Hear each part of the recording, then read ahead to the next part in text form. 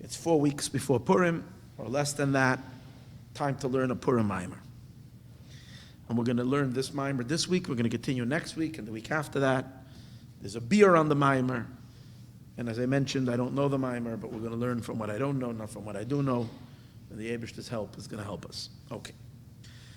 So this mimer is from the year Tovkuf Samach Vav. That is, what was that? 200 and...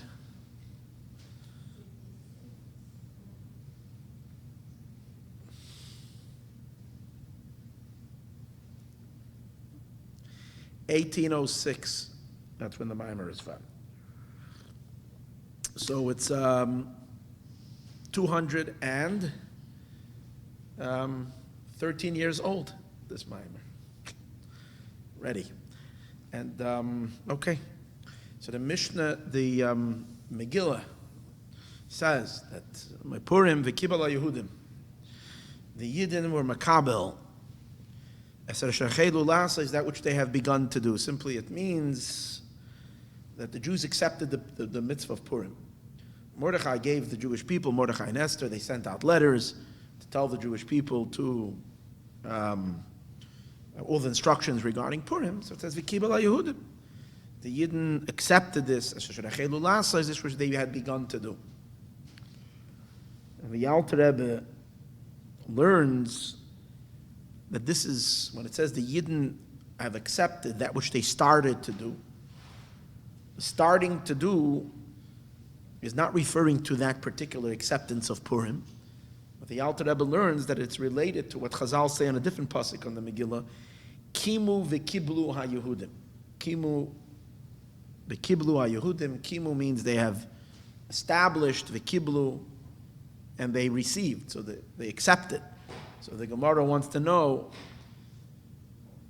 Kiblu means you're accepting something new. Kimu means you're just strengthening something that you have already. You're endorsing it, you're strengthening it. So which one is it? Is it a Kimu or is it a Kiblu? So the Gemara answers that this is referring to Kimu Masha Kiblu Kvar. That the Jewish people reaffirmed that which they have already received earlier. Which means that, referring not to Purim, it's referring to the general observance of Torah and mitzvahs. The general observance of Torah and mitzvahs was now, the Jewish people redevoted themselves to the observance of Torah and mitzvahs. So the kiblu, that which they have received a few thousand years prior, about 1,000 years earlier. The story of Purim happened around 1,000 years after Matan Torah. Because the Jews were, from when 40 years in the desert, and then over 800 years in Eretz Yisrael, 840, 70 years of Golas Bavel, 900, so about 900 and so years after Matan Torah, when they received the Torah. Now, they reaffirmed their acceptance, and they accepted it in a deeper way. As the Gemara tells us in Masechta Shabbos, that until the story of Purim, technically, Jews couldn't have an excuse. They had not an alibi, something like that. What do you call it? When you have some kind of an exemption. They can have an excuse that when we received the Torah at Har Sinai, it was because God forced us. He held the mountain over our heads, we had no choice, so we received it. But in the time of Purim, Rashi says, because of the tremendous avas hanes, because they had such a miracle and they had such a love for God during that time, that because of that, their commitment was a much deeper, a voluntary commitment as opposed to an imposed commitment. It wasn't imposed. So now, after this, we don't have an excuse anymore because we've really, truly accepted it. That's what the Gemara says. So the Gemara says it on the pasuk Kimu v'kiblu. The Alter Rebbe extends that pirush onto this pasuk as well. V'kibel ha-Yehudim, the Yidden were makabel, they just accepted. Es asher hei'cheilu Lasos is that which they have begun to do. What does it mean, begun? Not now. That which they began 1,000 years earlier. That means Matan Torah, the giving of the Torah, is considered only a beginning. Hei'cheilu is from the word, it says in the Parshas Veschanon, Ata hachiloisa, you've begun. Tchila, from the word beginning. V'kibel haYehudim, now the Jewish people finally were makabel, as asher hei'cheilu lasa, is that which they have begun to do. Comes out according to that, what does that mean? That the acceptance of the Torah and the entire Maimad Har Sinai, the entire experience at Sinai, where there was Nasev and Nishma and the whole 9 yards was so spectacular, that's only considered the beginning. The real completion and the acceptance is now. So the Alter Rebbe asks the question, how can it be? We know that in the time of Matan Torah, Jews, we had Moshe Rabbeinu, they were all Ador Deya, they were an incredible generation, they had very super souls, they were very elevated state.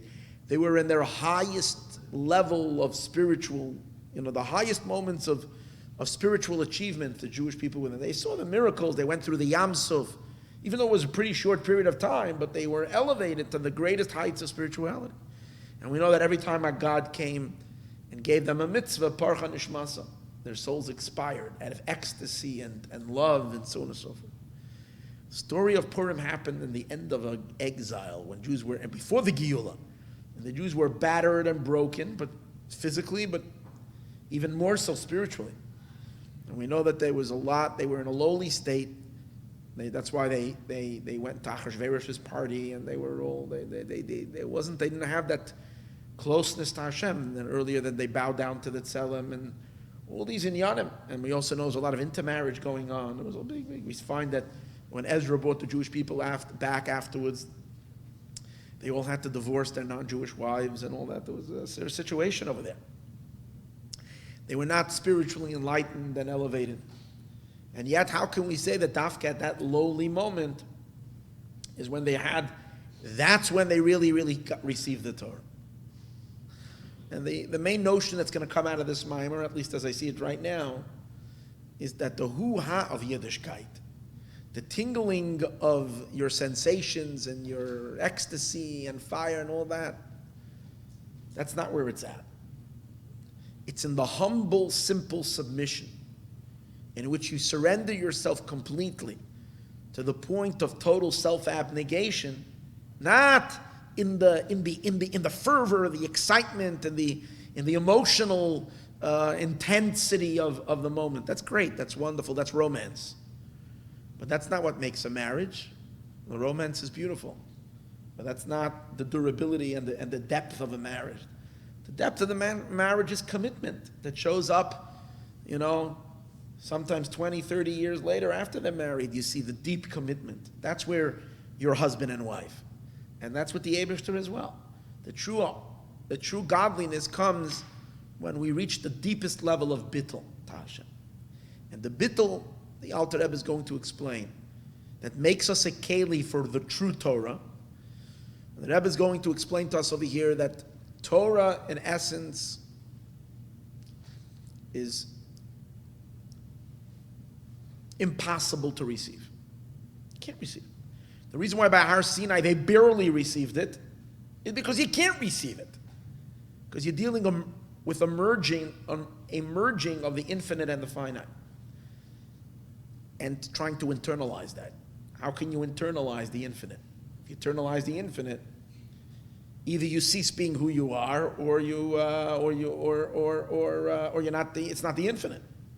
You can't internalize this. There's total contradiction. So that's why by Matan Torah we got a little taste of it.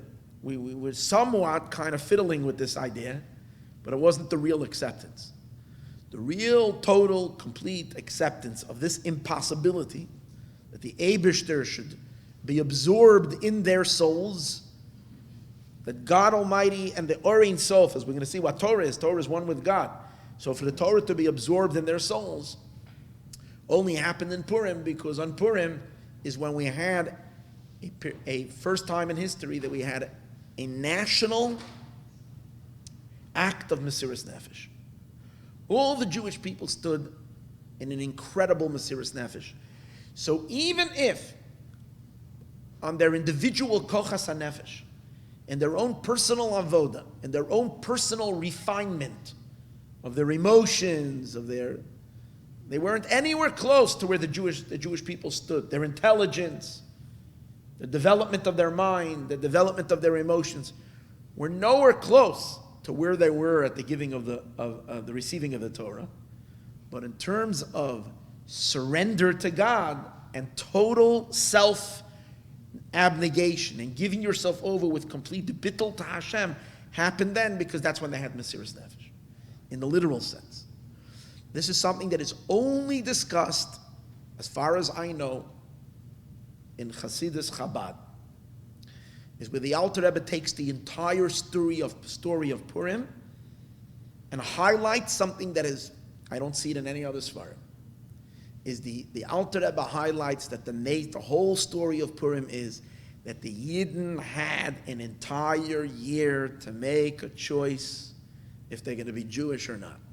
There was a threat looming to their lives. There was a sword on their neck. And everybody could have saved their necks, saved their own skin, saved their lives, had they abandoned ship, had they disassociated from the Jewish people. And they would save their lives of themselves, their wives, their children, their elderly parents. Why?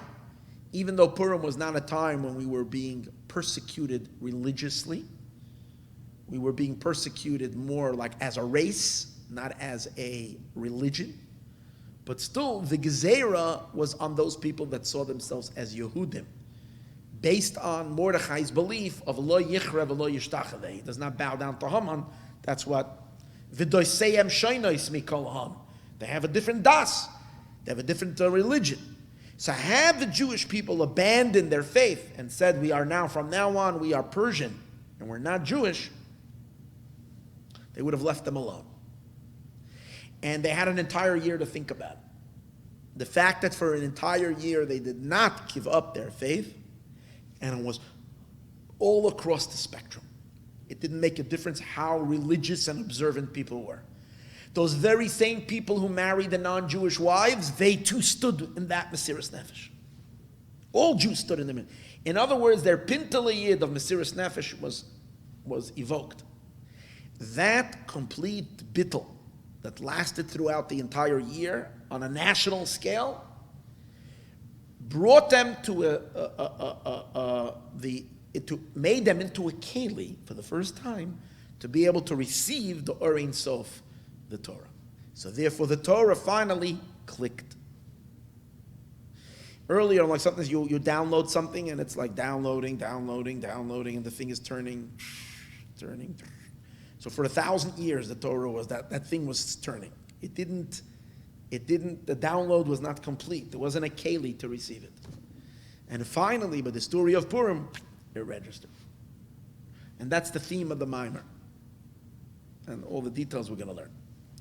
Piddish, what does it mean? Hei'cheilu b'matan Torah. By Matan Torah is when they started. Sha'amru, they said, Nasa v'nishma, we will do and we will hear. V'oz, hoisa adayin nekreis b'shem aschala. That was only called the beginning. Aval b'yamei Haman, but in the days of Haman, v'kibel ha-Yehudim. The Yidden now were makabel, Kabbalah gemura. It was a complete acceptance. Ulahavin zeh, to understand this, tzarich lahavin inyan Matan Torah. To understand. Now here he doesn't say the question so strongly, just says lahavin zeh, to understand this. In Sefer Tov Kuf Samach Vav, there's another version of the Maimer. There's actually two versions here. One is by the Mittler Rebbe, who wrote his father's Maimer down. That's the first version over here in Samach Vav. And the second one is by Reb Moshe, the son of the Alter Rebbe, another son. Two sons have their own version. If you read them, it almost look like a different Maimer. The Mittler Rebbe's version is the first one, his son Reb Moshe. And the one that's printed over here is a third version. So you have three versions of the Maimer, and it's interesting how they say. But the Mittler Rebbe. Mittler Rebbe, Ramoshe, and then there's Ramoshe, the son of the Alter Rebbe, the other son.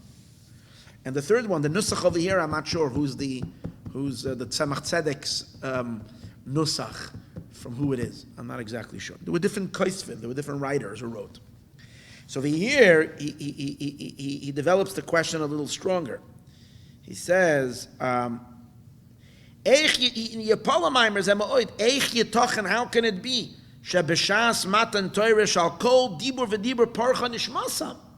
By Matan Torah, they were expiring. They were in such a high level of ecstasy and bliss in the experience.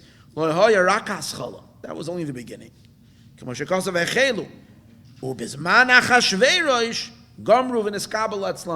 It was completed by them.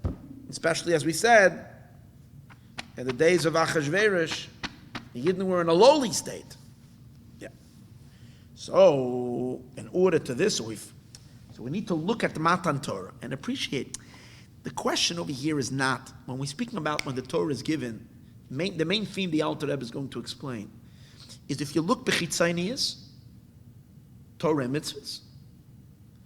What does it mean? Accepting that we're making a commitment to do these mitzvahs, to learn his Torah and do his mitzvahs. No, that's something that if they did it at Har Sinai, they did it at Har Sinai. Fine. Okay, you can argue it was a little bit imposed, forced, compelled, but they accepted it. So what do you have to have a beginning and an ending? The Alter Rebbe is saying, but when you look at Torah and mitzvahs, you have to appreciate the pnimius of it. It's not just a bunch of commandments that we do. It's not just these stories that we read or these commands. Torah is a garment to the Ein Sof. Mitzvahs are the containers where the infinite dwells. And through the Torah and the mitzvahs, we actually are able to bring the infinite, the Or Ein Sof, the infinite light that is not accessible to the highest, most sublime celestial beings. And they have no access to this whatsoever, because if they would blow a fuse. And through Torah and mitzvahs, we're taking the Eibishter himself. Oisi atem loikchem, you're taking me. The Eibishter says, so for us to be able to have the pnimius of Matan Torah, that is something that we were only began at Matan Torah, but we completed that on Purim. That's what he's going to explain. So lahavin zeh, to understand this, tzarich lahavin inyan Matan Torah. We first need to understand what is the idea of Matan Torah. Shenitnu Yisroel, what was given to the Jewish people at that time that is so extraordinary? What's the question? Avraham Avinu already fulfilled all of Torah. Actually, nitna, before it was given.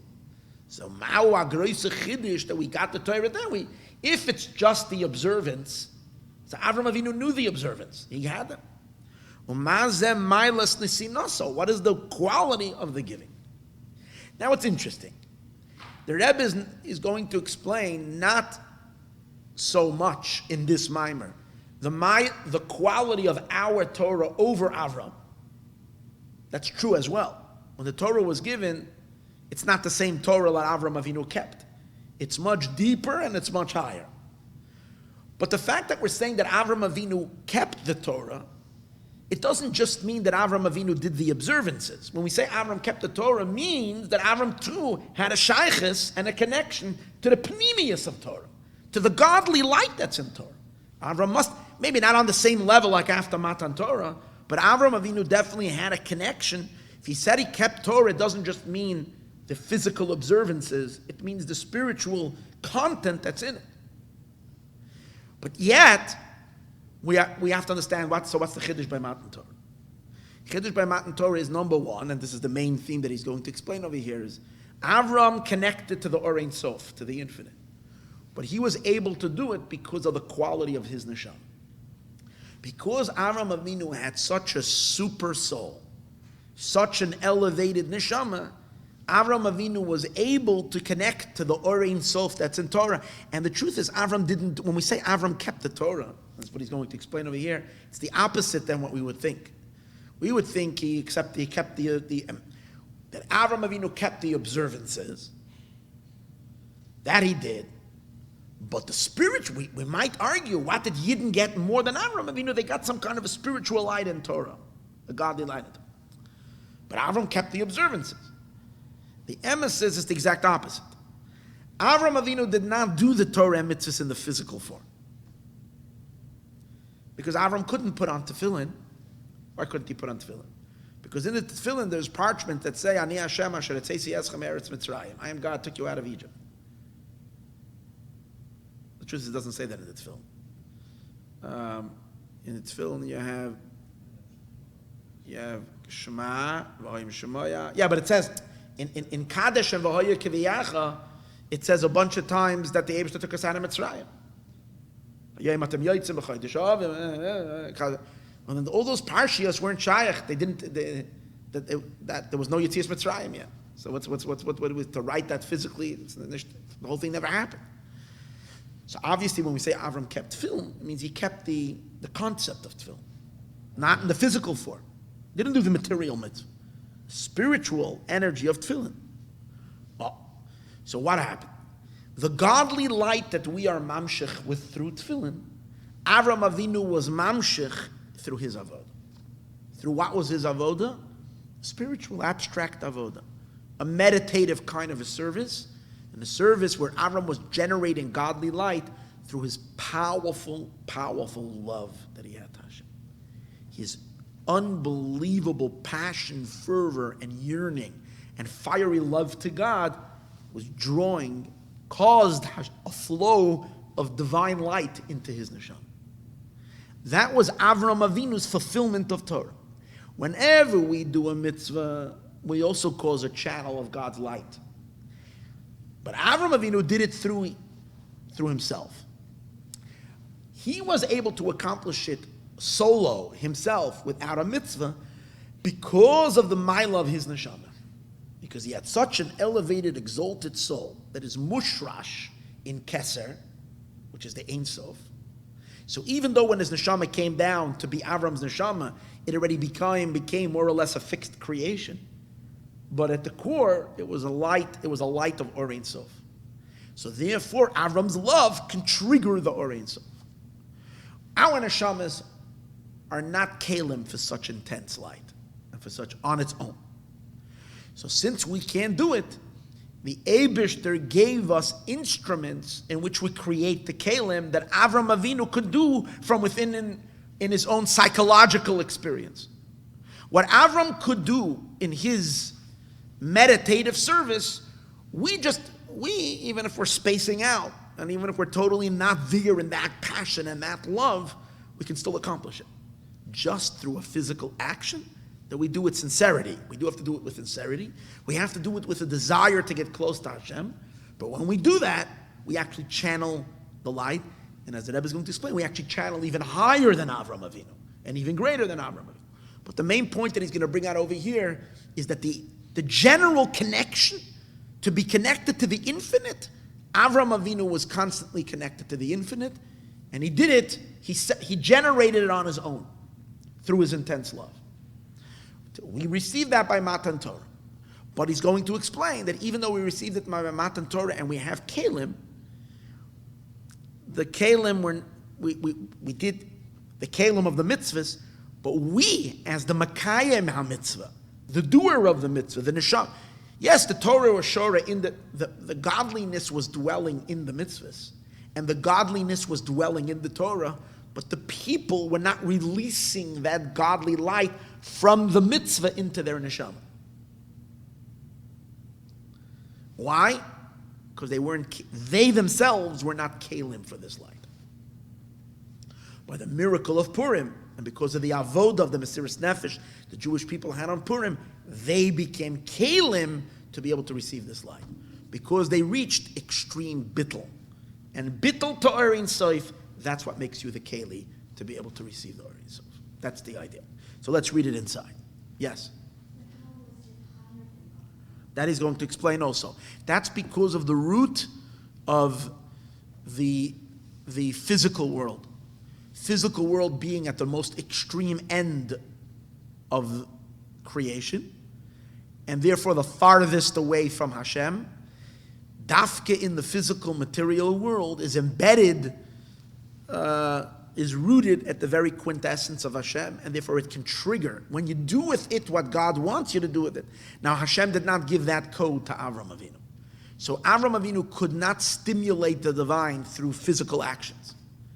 So that's on the one hand a benefit to him, because all of his connections were something that came about through total participation. We can be doing a mitzvah and be out for lunch while we're doing the mitzvah. I mean, totally not tuning into the light. The quality of Avraham Avinu is if he wasn't tuning in, he wasn't drawing anything down. And when he was tuning in, he was creating everything through a conscious service, through an experience. Yeah, Avraham Avinu felt the love and he created it. That is, he's going to say in the Maimer, that's a Maila and a Chisaron. The Maila that it is that it's pneumiastic. It's not like washing over him. It's pneumiastic. The Chisaron that it has is that since it's being generated by a spiritual soul and not by a physical object, it's limited on how much it can draw down. Our physical mitzvahs reach much deeper and much higher and therefore can draw down from a far greater infinite place. But on the other hand, as we're saying, we're not such a keli for it. And that's why we needed Purim to make us into a keli to receive that light. As he explains, what was the Maila of Avraham Avinu? In which we say that he was Mekayim, the Torah. He was Mekayim, the whole Torah. What was that quality? How did he fulfill the Torah? When the Torah wants to describe Avraham Avinu right at the beginning of his description, the Torah says about Avraham Avinu that he was a traveler. He was a holoich v'noisaya, he was traveling. So he learns that holoich v'noisaya are two movements. Holoich is moving forward, and nasaya, which means also to travel, means traveling in return. Holoich one way, nasaya the other way. And this is related to the concept called ratzai v'shuv. Ratzai means racing, and shuv means retracting. And this concept of racing and retracting is something that is discussed regarding the malachim. The chayos above, the chayos hakodesh, the holy celestial beings above, these malachim are in a constant state of ratzai v'shuv.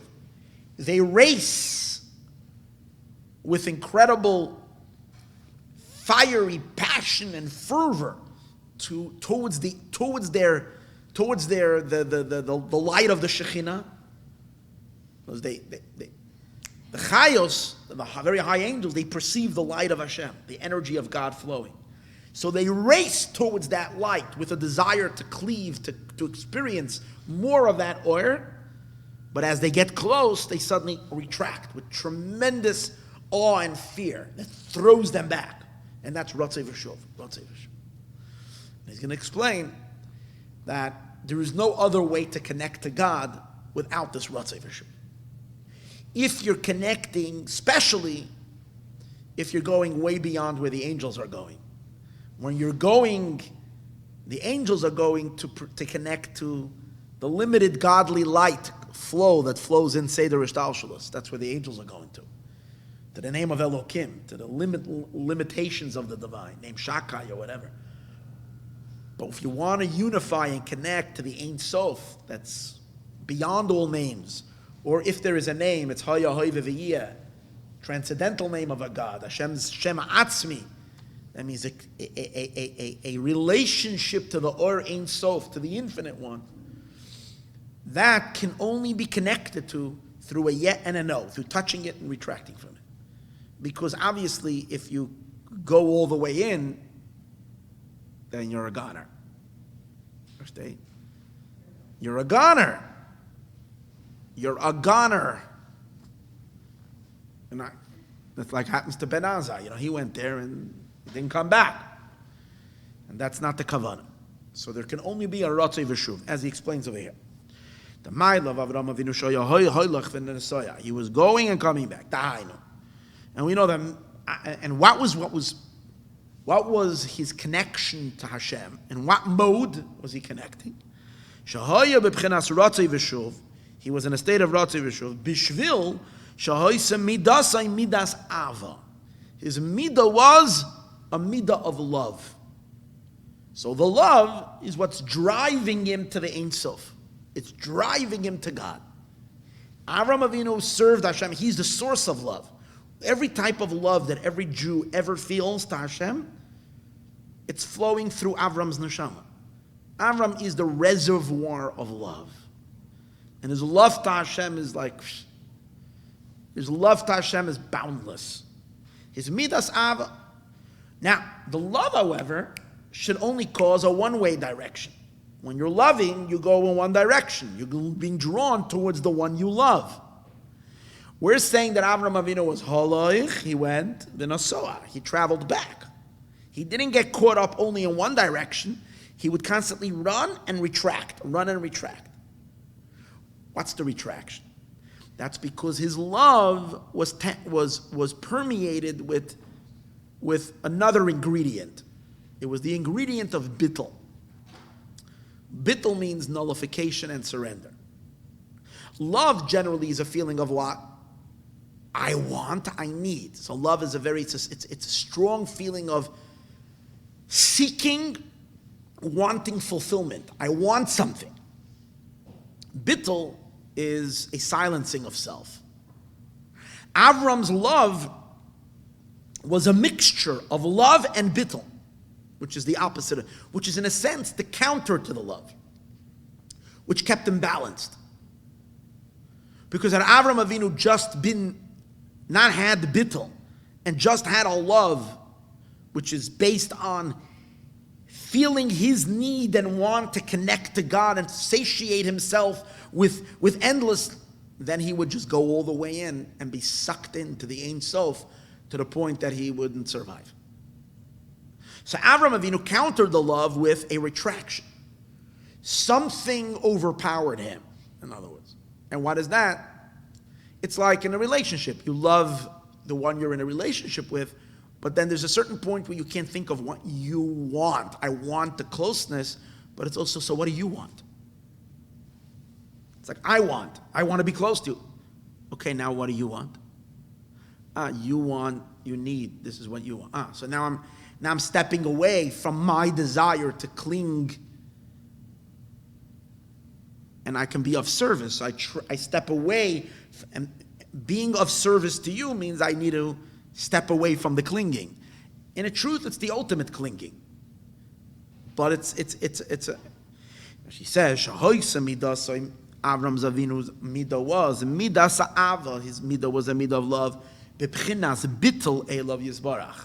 But it wasn't just a love; it was a love mixed with bittul. And again, in the Maimer over here, it's not so clear, but in the other version of the Maimer, it explains that the bittul was the cause of the shuv. The ava is the cause of the ratzai, the excitement, the racing towards.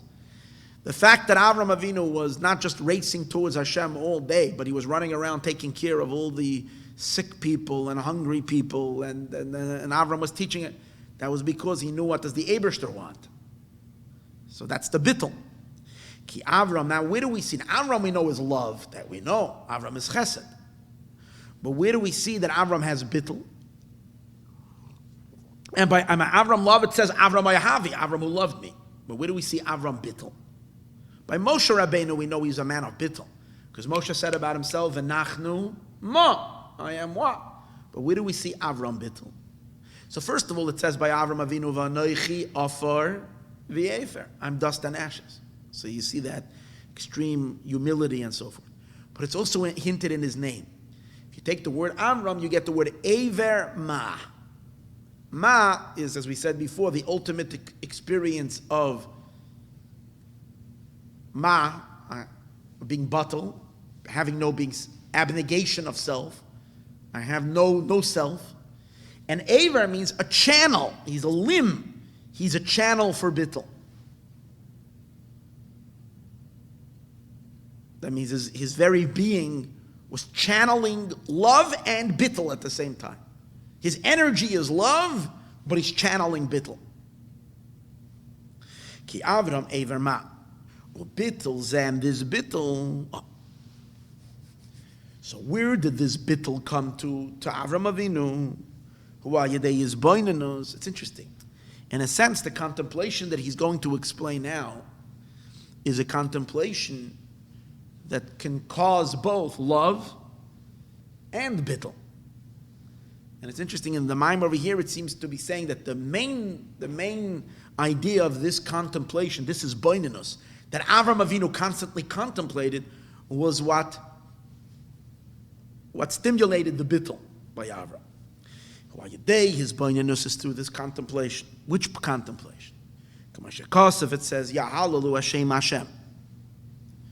It speaks about all, when after it goes on in Hallelujah, and one of the Hallelujahs, I think it's the third Hallelujah, after we go on, after Ashrei, the third Hallelujah, we go on, we say about all the creatures in all the worlds, they're all singing to Hashem, and they're all praising Hashem, and Yahalelu Hashem Hashem, that they praise the name of God.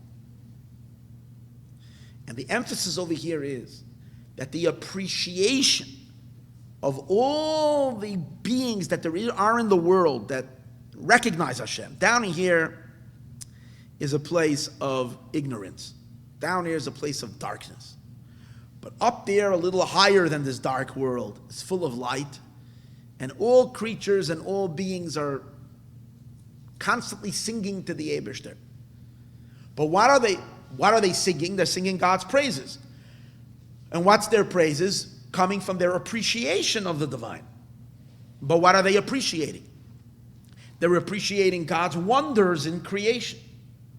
So the pasuk is saying you should know that God's wonders in creation is not attributed to God. It's only His name that does that. God, you have no clue. We know nothing about Him. And Hashem is so beyond the wondrous creation, that by appreciating the creation, understanding its vastness, its magnificence, its unbelievable wisdom, and you know absolutely zero in the Eibishter, because God doesn't put creation on His resume. It's too insignificant, the creation, for the Eibishter's resume. Is it garnished? Once. It's like if someone goes to someone who like moved ahead in life, and they moved through various different stages, and they're very into big things, and someone asks them, "Oh, so that was yours?" Well, that was in the old days when I was still in high school, right? When I was still, doing, amateur stuff. Did you hear any of my new stuff? Did you? Like an artist, you remind him of this first album that was like, he's embarrassed of it. That's not what. So the Eibishter too, creation is not high up there in his accomplishments.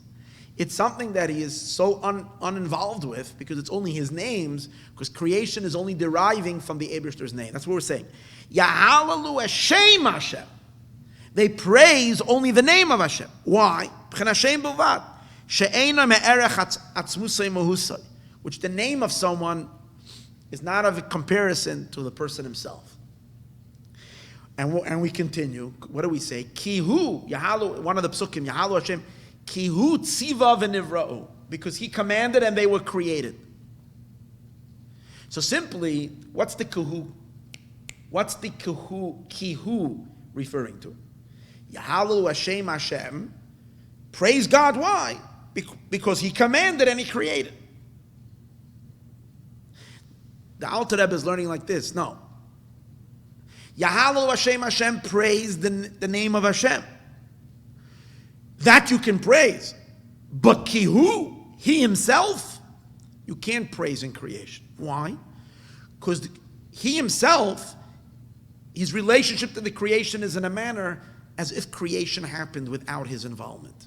Tziva, He commanded, in other words, He let it happen, Vinivro, when they were created on their own, as if He had nothing to do with it. That's the emphasis of Vinivro. Vinivro means they happen to have become created. Which is a strange thing to say about God, that the creations He commanded and they happened to, it's almost like they created themselves. We say, Bereshis bara Elokim, as a Shemayim v'Zaaretz, that in the beginning, when Hashem created, that He created. And we also find that this problem, because in davening there's a nusach that we say, Atahu kodem shenivra olam, you are before the world was created. Atahu mishenivra olam, you are here after the world is created. And in both times we say a lashon as if the world was created on its own. Should it say, Atahu kodem shebarasa esa olam, you are one. We're talking to God. You are one. You are before you created the world. Atahu la'achar shebarasa esa olam. After you created the world. Here again, we're using this term as if creation like nivra was created on its own. So he explains like this. It's true that the Eibishter was consciously involved in making a creation and making the world. But that's not him. That's his divine powers, his emanations. If God himself would be involved in creating the world, then the creations would not be at all what they are. Couldn't be what they are. In other words, if he would be investing himself in this creation, creation happens the opposite. The Eibishter hides himself completely. And he allows through a tiny little keyhole a little bit of his light, which we call his name. And that name of his goes off. And so regarding the name, which is only a little bit of his life, on that we say, Bereshis bara, Elokim bara. Bara means actively involved in creating, consciously investing oneself into creating. So of course creation didn't happen by accident, chas v'shalom. And there was an intelligence and an involvement, and what we call it koach hapoal benifal, the power of the maker.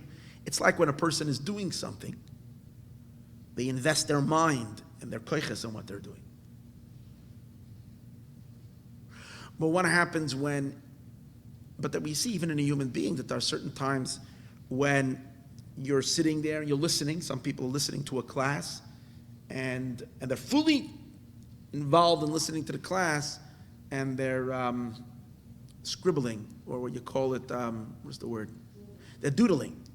And there's sometimes that they can create pretty awesome art in the doodling. And it's possible but usually there has to be a little bit of mind in it. But the point over here is there is only a ha'ara of you. How can you be doodling and listening to the class at the same time?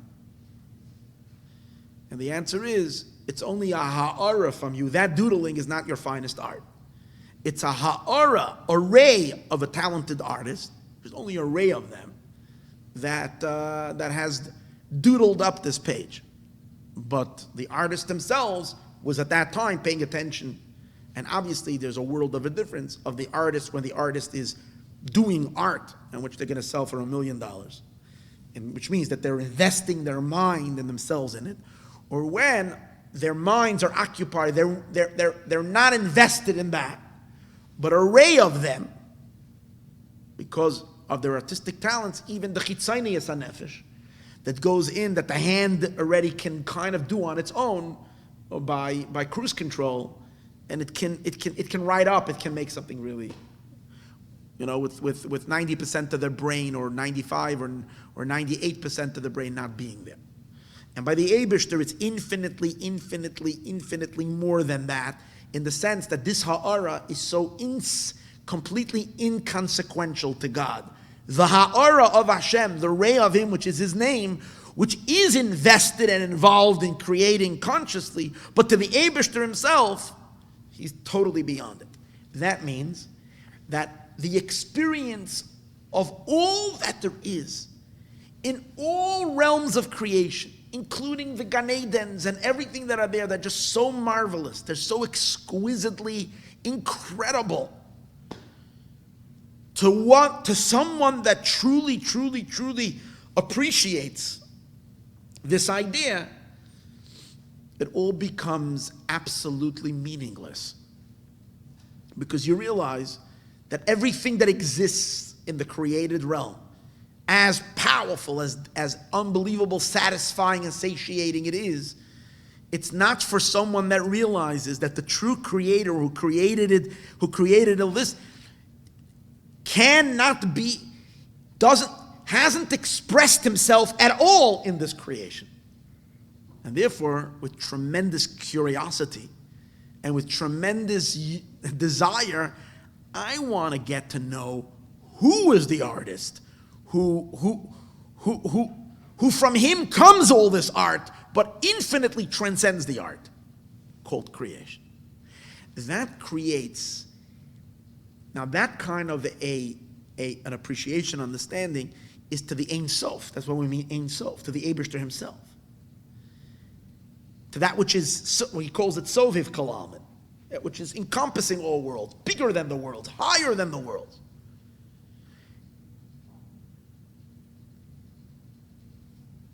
That love, that drive, that yearning, being that the subject matter that you're loving, you appreciate its Ein Sofishkeit.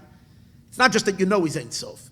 You sense the Ein Sof, because you can sense that whatever you know, whatever you experience, especially if you're a spiritual person that has access to higher realms of existence and the powerful energies that are there and the unbelievable realities that there are beyond our physical world. And yet you understand that that's all, that is nothing, and he's beyond it. So the love itself becomes an infinite love.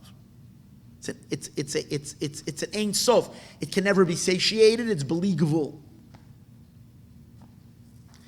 And for that very reason,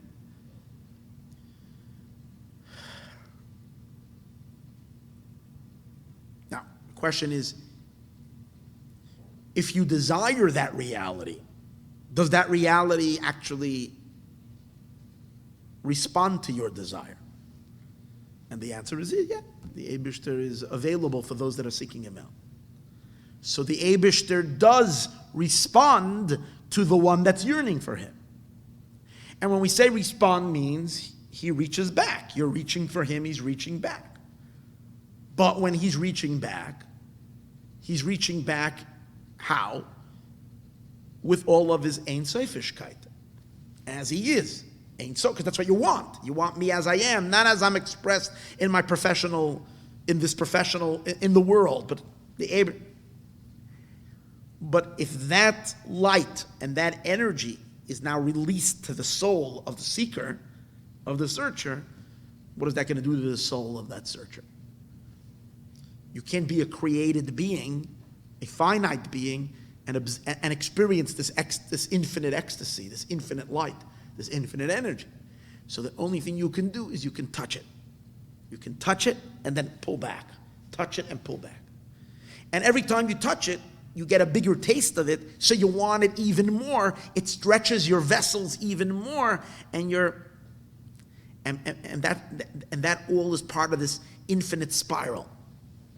Because no matter how much you have, you realize there's always a beyond. And whatever you experience, there's Ein Sof beyond it. And beyond it, and beyond it, and beyond it, and beyond it. But again, each level you touch it, pull back. Because again, the whole nakud over here is that it's believable, it's higher than the created reality, and you're coming from within the created realm. So at the best, azay, that's the idea of ratzay v'shuv, ratzay v'shuv. Haloich v'nasaya. Avraham Avinu is the first human being to experience this. Not just probably the first being, say the Rishtal, or at least to have this, as he says. Now he explains this Inyan. Let's read inside. Yes? Yes, but once it goes into a human, it comes in the world, it becomes a creation. You say, but yet you created it.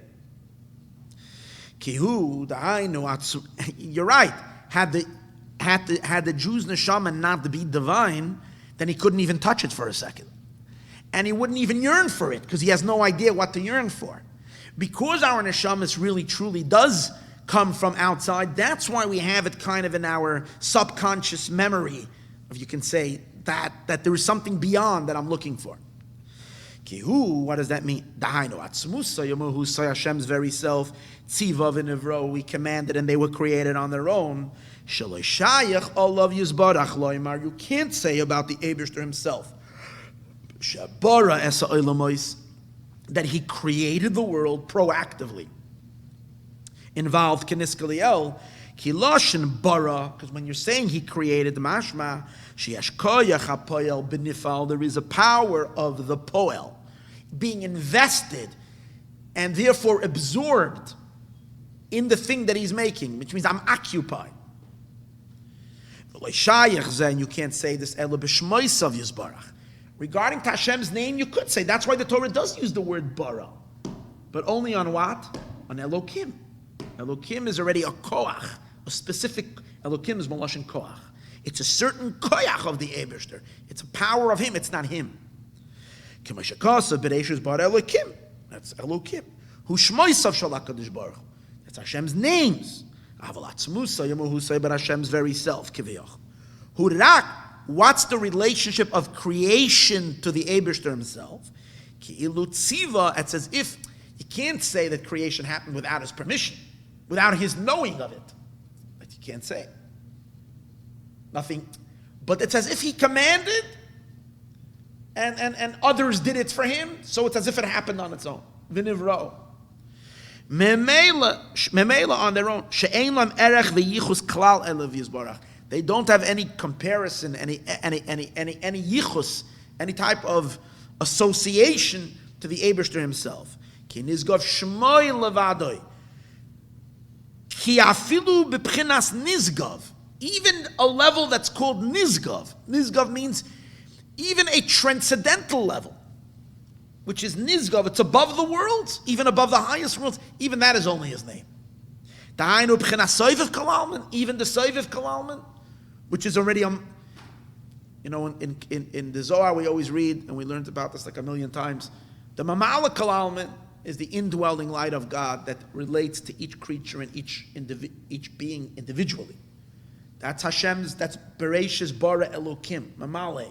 He's filling and addressing each creature in accordance exactly to what that creature needs. Then there is one universal power that unifies all of creation, of all the worlds. Because Hashem is not lowering himself down to the creation. His energy remains in a transcendental state, and it's so transcendental that it's the equalizer. It equalizes the lowest and the highest, they're all nothing compared to. But even that light that's impacting creation, even that energy, which is called Nizgav, exalted, that too is only a name. It's a ray of him. Levada is only his name. But he himself, legamra, meaning completely unfazed, untouched, unscratched. None of his koiches were used up. It's as if to say, to him, creation as if it was a non-event, a non-metzias. Creation doesn't even nibble on a tiny little crumb of who he is and what he is. He remains 100% intact without having released any of his true energy into creation. Nothing. He hasn't been depleted even one drop in the ocean. Because he's infinitely, it's only a ray of him. Not like the sun rays that are not the sun, it's just a ray. And when one realizes that, so you can be satisfied in creation. That's great. But if you realize what's beyond creation, and you want to, and as a result of that, tis batal elov yizbarach hanefesh. So then the soul becomes completely batal, b'pchinas bittul ba'orein seif baruch hu mamish. It's a love, but a love that reaches a point of total bittul, because you sense your complete nothingness to this orein seif. See, if the Eibishter is the source of your existence, when I say source, we mean an identifiable source.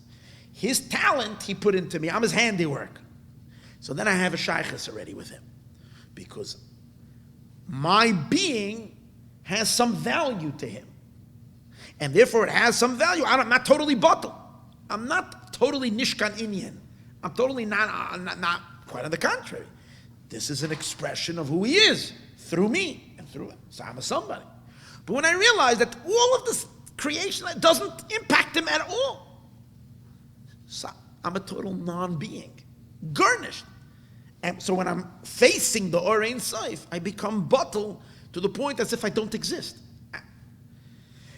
Bittul b'Or Ein Sof baruch hu mamish she'ein koyach b'nefesh lahachal. But what happens in this love, the love as well is a beligavul digga love. It's an Ein Sof digga love, and therefore the nefesh can't contain the love. Ulahachal es oir ahavazu. It can't. Lahachal means he can't contain it in a keli. He can't like hold it. Kihu b'bchenes ratzoi v'shuv. You see the idea that it's uncontainable.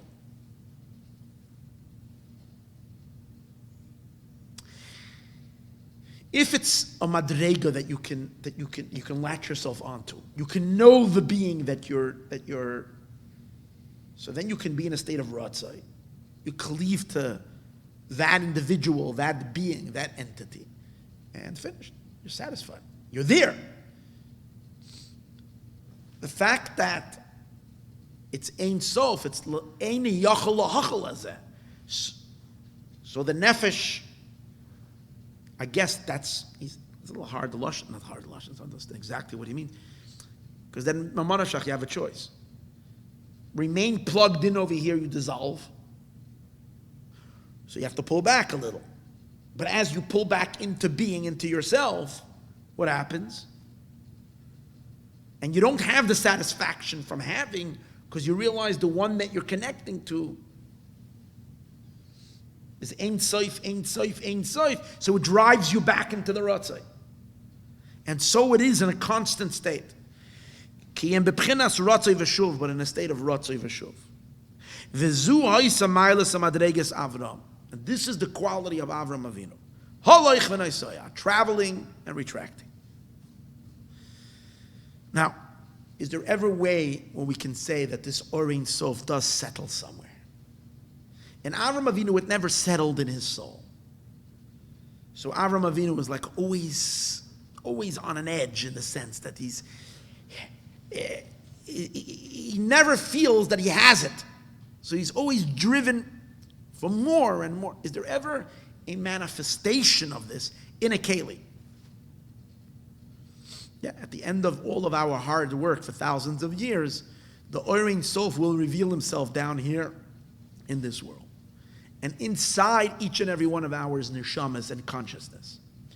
But what is that going to do to our keli? The Torah mitzvah seasoned us that we don't get destroyed. We won't get destroyed. But the experience is going to be so intense and so unbelievable. The joy and the pleasure is going to be so overwhelming that our kalim are just going to give away to the sense that we're going to all be weeping and crying from not being able to hold it. We're holding it, but it's, as he says, Achla Asad Laviksiv, it says, Ki ayin ba'ayin yiru, eye to eye we will see. Lefisha az nemar, because then it says, Bibchi yavayu. We will come back with weeping, with crying. What is the idea of crying? Sha'abchia hu machmas kabbalah sasimcha. The bchia is not like people think, okay, then you're going to be really in trouble when Mashiach comes. Because they're going to give you a whole list of all your averes. No, chas v'shalom. Ha'bchia is going to be because we're going to receive this joy. Kabbalah sasimcha hagdoila. We're going to have this unbelievable simcha v'roi v'atainug. And the unbelievable pleasure. Immense pleasure. Hamizgala l'mayla mayla mashatuchal nefesh seis. Way above from what the soul is able to ace. The soul is able to carry. Shalachein hu boiche umoyre demais. That's why the person cries, and he drops tears. Because the keli can't hold it.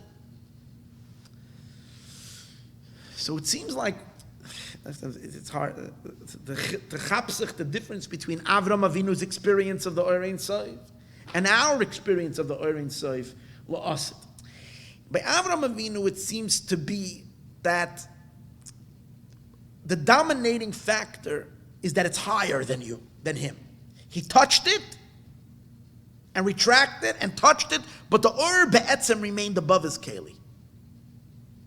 Because it wasn't yet the time of Dira B'Tachtainim. When Mashiach will come, there will be Dira B'Tachtainim. But since we said that this love is an uncontrollable, it's not a containable love, so it's going to cause the keli to the keli will be a keli. But the keli can't, because of the lack of ability of being able to hold this, there's going to be gushing tears. So over here again, let's go to the Mittler Rebbe's Lashon over here. Ula asid lava ksiv kiayim biayim yiru. Hainu sheyizgala lamata b'chinaseviv kalam will be revealed. V'zeu v'nigla kvoid Hashem, the glory of God will be revealed. V'al ken ksiv az b'pchi avoyu, with tears they will cry. Az dafka. Then, b'pchi avoyu v'loi mekadmis deno. This never happened. Even Avraham Avinu couldn't experience it like we're going to experience it when Mashiach comes. Because the soive will be revealed.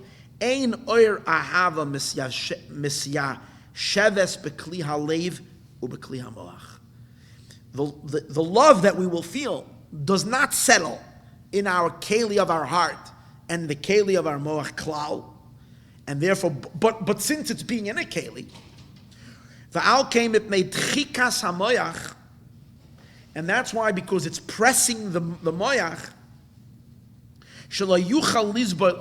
because he can't withstand the intensity of the love, the oira saga, and the amount of light that's shining, so it causes the moach to release moisurize, waste, because it's pressing on the brain, and that's the tears. Keyadua, as it is known, shemesibas yeridas demois, when a person cries, crying comes from being overwhelmed by something. So most of the time, chas v'shalom, it can be from overwhelmed from what? From something painful. But there's also tears of laughter or tears of joy when something a person starts crying when they're experiencing their one and only child's wedding, or they're experiencing their own wedding, or they get news that is suddenly so unexpectedly good that they can't hold it and they cry. Yeridas demois, when they tchikas hamoyach, because the brain is being pressed, kasher ein kli hamoyach yachal lizboil, when the kalim of the mind cannot withstand it. Imroiv simcha yoiser, if it's an intense joy, midai, or ribui tsar, or extreme pain. What is above the keli, in your Rabbi Akiva, like you find Rabbi Akiva, shezolgu einov demois kisheshama razin der oiraisam Rabbi Eliezer. When Rabbi Eliezer, his teacher of Rabbi Akiva, revealed to him secrets of the Torah from Shir Hashirim, Rabbi Akiva was experiencing such pleasure and delight that his eyes were gushing tears. I don't even know if he was aware that he was crying, but he was, because it was extremely intense. V'zau inyan moifes gomer, and this is a sign. The b'china soiviv lo yachal or liyos mugbul b'keli. The soiviv can't come in a keli. V'al kein hoya Avraham halach v'nesoya. That's why when Avraham Avinu came to it, he touched it and retracted, because you can't hold it in a keli. So how do we define the difference between Avraham Avinu and the future? Mashma, it seems to imply that by Avraham Avinu it was more in a transcendental state. His neshama went out of the keli to touch the light.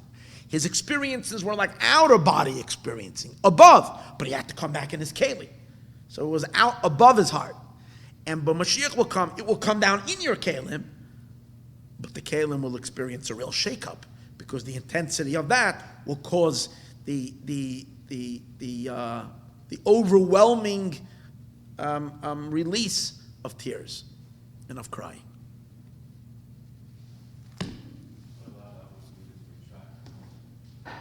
His bittul, his fear. Oh, so that's why he's Aver Ma. It's his bittul. It's his fear. It was coupled with fear. It was the awe of the who am I to even go here. It's that feeling of trepidation. That's the bittul.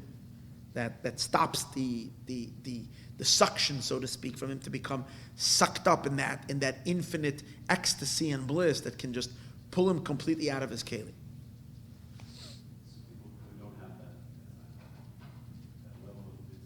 We probably don't have that. Yeah, that's right. We have.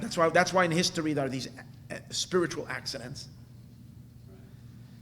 Another Avinu is a spiritual accident. Ben Azai is another one of those. There are a couple of people that because Azai means intense love, who were lacking. Rabbi Akiva is a chiddush.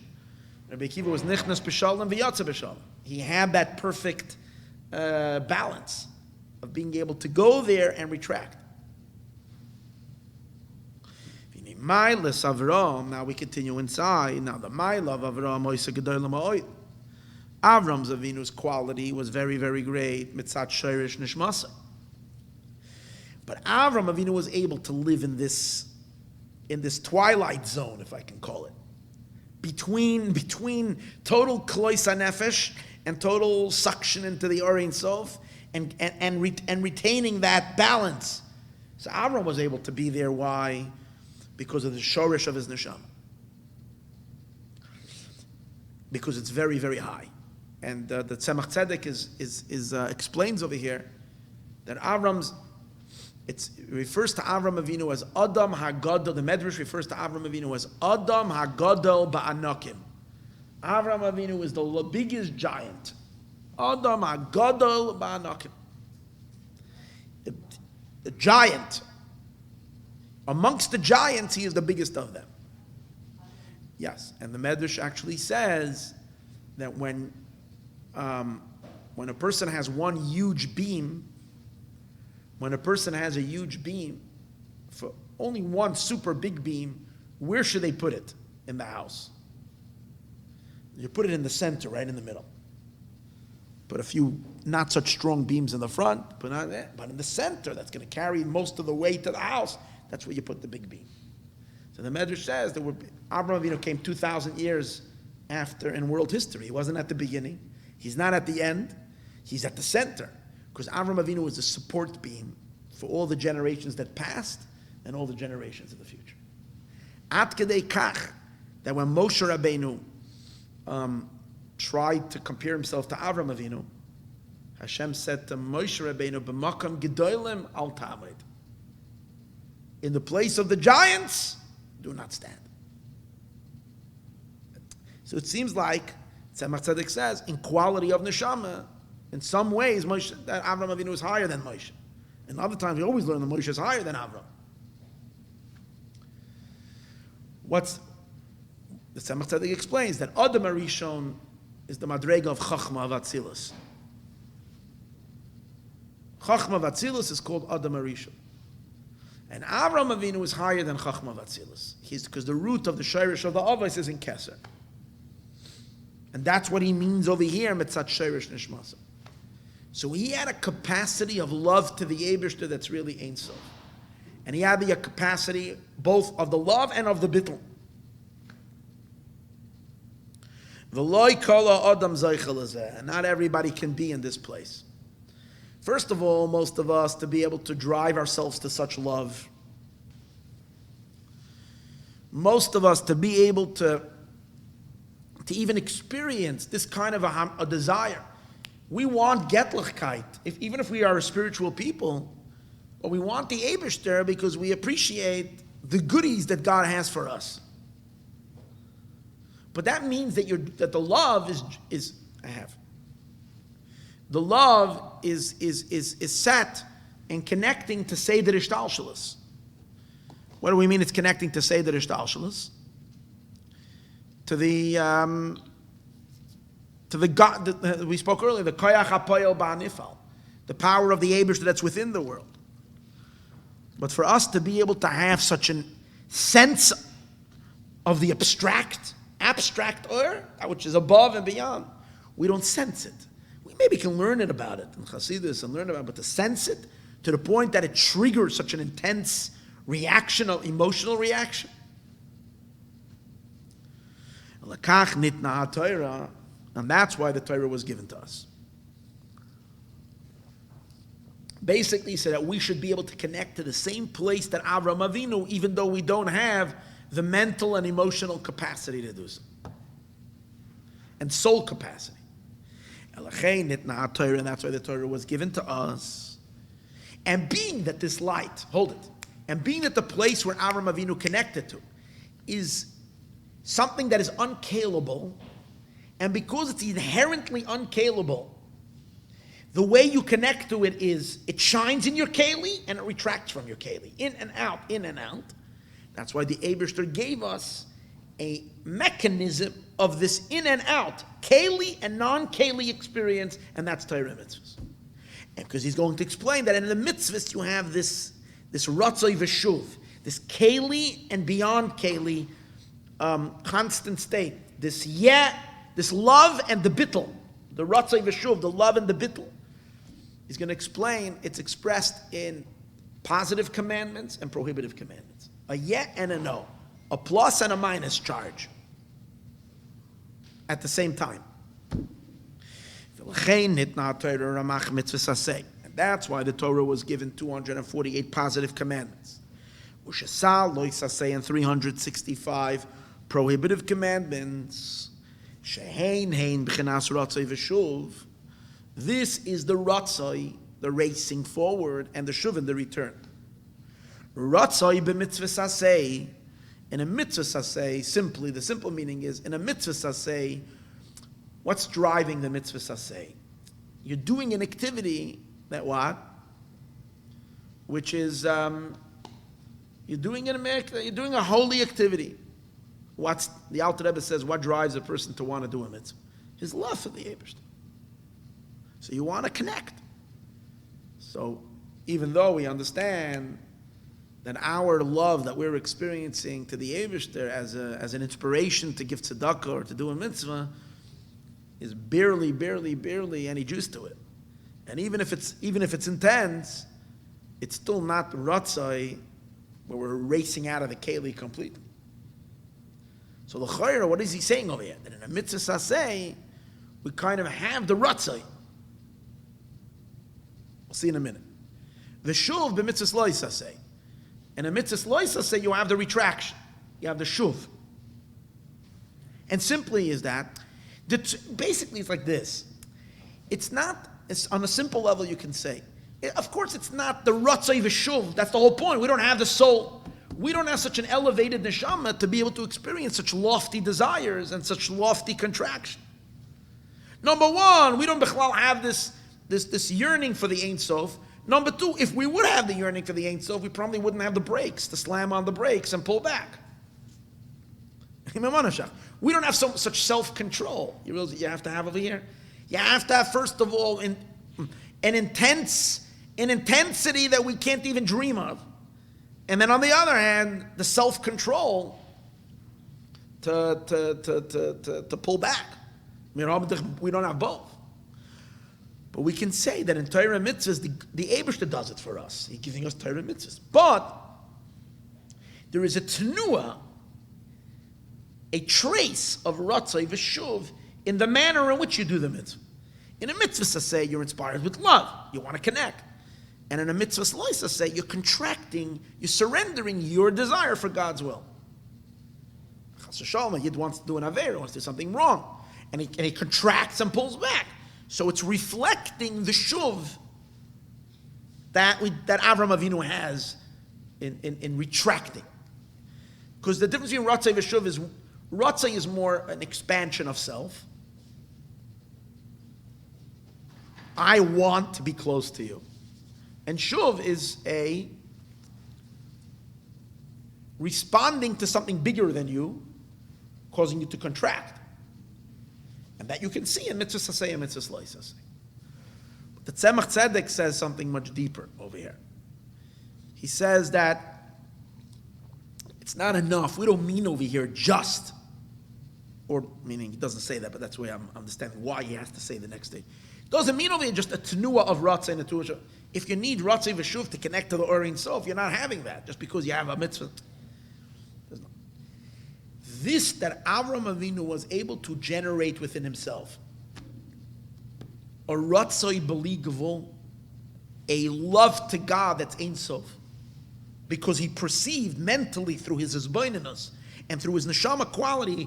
That's the point of it. You can have his hisbaininus from today till tomorrow. If you don't have neshama quality, then you don't sense with your nefesh what it really is. You're basically reading science. You're reading information. You're reading dry knowledge, as opposed to having a hergish in it. You have to be able to sense this Or Ein Sof. A yid's neshama senses it. But we said before, to truly sense it is a hoyach neshama. Avraham Avinu was a very hoyach neshama, so he sensed it. So the Tzemach Tzedek says like this: really, every yid should have the ratzah of going out with klois hanefesh to the Eibishter. But we need assistance to it. What's our assistance?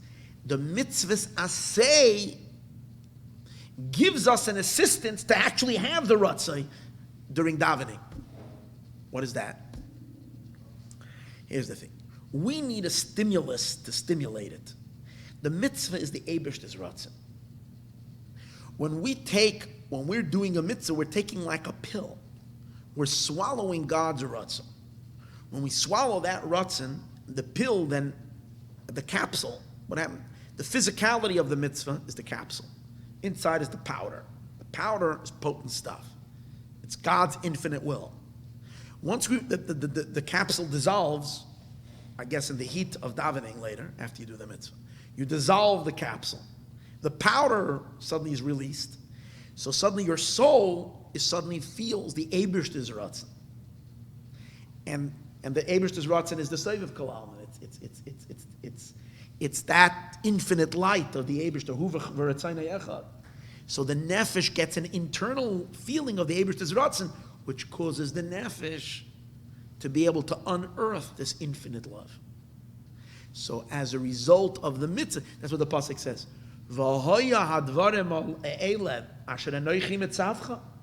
If you're going to do these words that I command you, which are the mitzvahs, you're going to it's going to open up your heart. And it's going to allow you to experience and love. But what kind of love? A love that overwhelms your heart. It's like a volcano. The lava comes out, covering the heart. So for you to experience an olive, so that's the nekud of a mitzvah. Yeah, it's still ratzai v'shuv. Avraham Avinu can do it on his own. We need the Eibishter to trigger that. Mitzvahs aseh, which are the heichasadim, the flow of God. Heichasadim are what? Power of the Eibishter's chesed.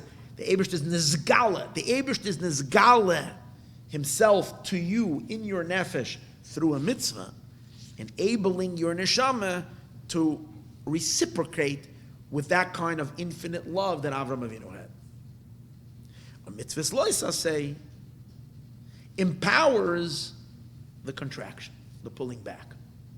So you have the yeah and the no. Why? Because in the mitzvah loisa say you have the Eibishter's power of strength, restraint, of gevura, hey gevurais. It's the Eibishter's constriction. It gives you the koyach for you also to have bittul and constriction. And now you have the ratzai v'shav dynamics that's given to us from above in Asiyas HaMitzvahs. And through this ratzai v'shav, the Or Ein Sof can now be shoyre in our nefesh as well, just like the Or Ein Sof is shoyre in Avraham Avinu's neshama. So now, Kiremach Pekudim, and he explains. Ratzai b'mitzvah saseh. Again, let's go back another line. Lekach nitna Torah ramach mitzvah saseh. That's why the Torah was given 248 positive commandments. Ushasai lois saseh 365 prohibitions. Shehein hein they are b'chinas ratzoi v'shuv, but it's a divine ratzoi v'shuv. Ratzoi b'mitzvah saseh, the ratzoi is in the positive commandments, v'shuv b'mitzvah lo saseh. It's interesting just to make note, the Mittler Rebbe's version of his father's Maimer says the exact opposite. And in lo saseh is the ratzoi. Because in lo saseh, I'm recognizing the Eibishter is above, higher. I'm not a keli. In mitzvah saseh, I'm actually making a keli. So it's the mitzvah saseh, he says, is shuv, because you're bringing God's light into kelim. So the Mittler Rebbe has a girsa of the opposite of what it says over here. In this, the Alter Rebbe, in this version of the Maimer, it says mitzvah saseh is ratzoi, mitzvah lo saseh is shuv. And the way I understand the difference is, this version of the Maimer is looking mitzad the adam, mitzad the person. Mitzad the person, mitzvah saseh is a yearning to cleave to the Eibishter. And in mitzvah lo saseh, you're contracting. Mitzad, however, the oyer from above, mitzvah saseh, the Eibishter is going into kelim. That's called shuv. He's flowing into a kelim. In lo saseh, the Eibishter is saying, there's no action that you can do that can take me. You can only connect to me through a non-action, because I'm above any definition. So the Eibishter remains kind of above kelim. Okay, I'm not going to get into this. It's just, what I'm saying right now is just confusing, adding extra confusions in the Fetlashais. Bottom line, in this nusach of the Maimer that we have over here, mitzvah saseh is ratzoi, and mitzvah lo saseh is shuv. Because the mitzvahs, hem kelim, they are the kelim, la'orein seif baruch. They're the kelim together in this ratzoi v'shuv. In them dwells the orein seif. Hamalubish bam, that's enclosed in them.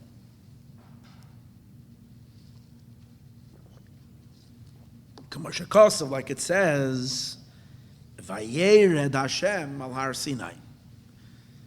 That the Eibishter lowered himself down on Har Sinai. So that in all the things that come from Sinai, what comes from Sinai? Mitzvahs. So in those mitzvahs that come from Har Sinai, Vayered Hashem. So what's the difference? Avraham Avinu, in order for him to connect to the Eibishter, had to climb to the peak of Mount Everest. Avraham had to climb to the peak of Mount Everest to touch the clouds that are up there. What happened by Matan Torah? The Eibishter says there's no one who's going to climb up to Mount Everest. If I'm waiting for another Avraham Avinu, it ain't happening. So if they don't come up to me, let me go down to them. So the Orein Seif comes down to vest itself in Kalim. It still needs a Ratzei V'shuv. And you understand why it needs a Ratzei V'shuv. Because without Ratzei V'shuv, it's gate nisht. Because it's either not Orein Seif, or you need a chibur of gvul and bli gvul, and that can only be through a yeah and a no every second. But the Eibishter gives us a physical formula to accomplish that ba'olam ha'asiyah in the physical world. That we don't have to climb to the highest peak in order to experience this. Kenemach pikudim, because the 248 commandments, hamremach evarim de malka. The 248 commandments are the 248 limbs of the king. And what's the chiddush? When a neshama leptzich in heaven, before a neshama comes down in this world, the neshama is not expressed in a body, we understand. There's takagansa neshama, but it's not tangible. How many neshamas are there that we don't know anything about them because they've never made it down here yet? Then enough, the neshamas of the future. Once they come into a keli, but if you're the holy Baal Shem Tov, so then you can make aliyas neshama through yourself having an extra body experience, outer body experience, like the Baal Shem Tov. And you can go to Gan Eden, and you can look around and find yourself a nice, cute neshama, and say, this neshama, this is going to be for my enikel. I'm taking this neshama. Tzaddikim did that. They went up there. But ordinary folk can't do that, because we can't relate to a neshama until the person is vested already in a body. Because we can't deal with the abstract. We don't know the abstract. Tzaddikim, they can go up there, they can see the neshamas that are born tomorrow. So the same is also with the Eibishter. Before Torah and mitzvahs, the Eibishter was completely without a body. The Eibishter was in the abstract. So Avraham Avinu was able to climb up to the abstract and converse with God and connect to the Ein Sof. What happened by Matan Torah? The Eibishter got himself a body. What's his body? The 248 commandments. Once a neshama comes into a body, then we can connect to that person. You can talk to him, you can connect to the person, becomes very real. Because the person is now manifesting and expressing and channeling their identity and their koiches and their talents and their personality through a physical body. Even though we understand that the physical body is only a keli, it's the body on its own is nothing. But the nefesh is now flowing through that body. And then after 120, the nefesh goes back again and the body is... but then again, you can't communicate with that individual anymore because they went back into their abstract soul state. Think about it. The Eibishter lowered himself down into a guf. Which guf is that? The Torah mitzvahs, the 613 commandments. And each and every one of us can engage God directly when we do such a mitzvah. We're engaging the limbs of the Eibishter, and through the limbs, we're connecting to the Ein Sof that's inside of it. Because the 248 commandments, the Malka, they're the limbs of the king. And that's the Chiddush of Matan Torah. Vayered Hashem. The Eibishter lowers himself down into a Gashmiyistige channel that we can do all the time. Kemoya Ever. Now he teaches us what does it mean? What does it mean limbs? Kemoya Ever, just like a limb. Shukeli, which is a keli shaboy malubish achayos min hamoyach. The initial chayos hanefesh, the initial energy of the soul is in the brain. But it doesn't remain in the brain. From the brain, it channels down dafke into kelim. Which kelim? And we understand that you can't be any kelim. It can't be any kelim. It has to be the kelim that the body have. Shehuboy melubish achayis min hamoyach. Kacha mitzvahs. Hem kelim ve'evarim. The mitzvahs are kelim and limbs, la'achayos hanimshach min hachachma. The main dwelling of the Eibishter is in Torah. Because Torah is chachma, it's the Eibishter's brain. Now, it doesn't mean that the Eibishter essentially has that brain. The Eibishter is infinitely higher than chachma. Just like a neshama is infinitely higher than the brain that later is going to facilitate it. But when the Eibishter sends a neshama down in a body, where does the neshama first nest? In the brain. And then from the brain it spreads everywhere. So when the Ein Sof makes its descent, its first registering place is in Chachma, Sfiras HaChachma. And through Sfiras HaChachma, it diffuses into all the Sfiros, which are, we say, all the limbs. So same as also. Our Yiddishkeit centers around Limud HaTorah, that's the brain.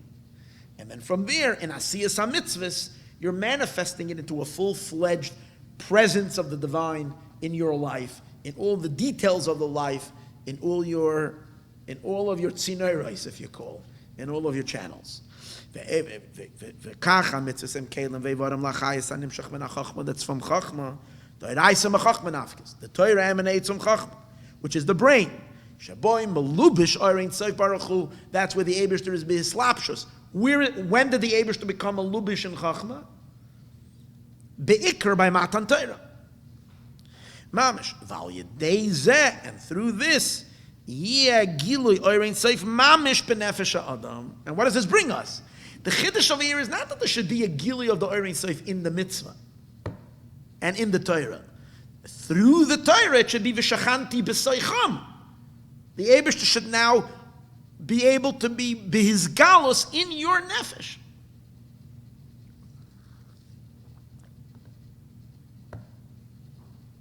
In your soul. I think I mentioned this in one of the classes a little while ago. I was watching one day Manas Friedman, just a little clip of his, and I thought he said something really funny. Really, really cute. Not cute, but like true, but so simple. He said in such simple words. He said that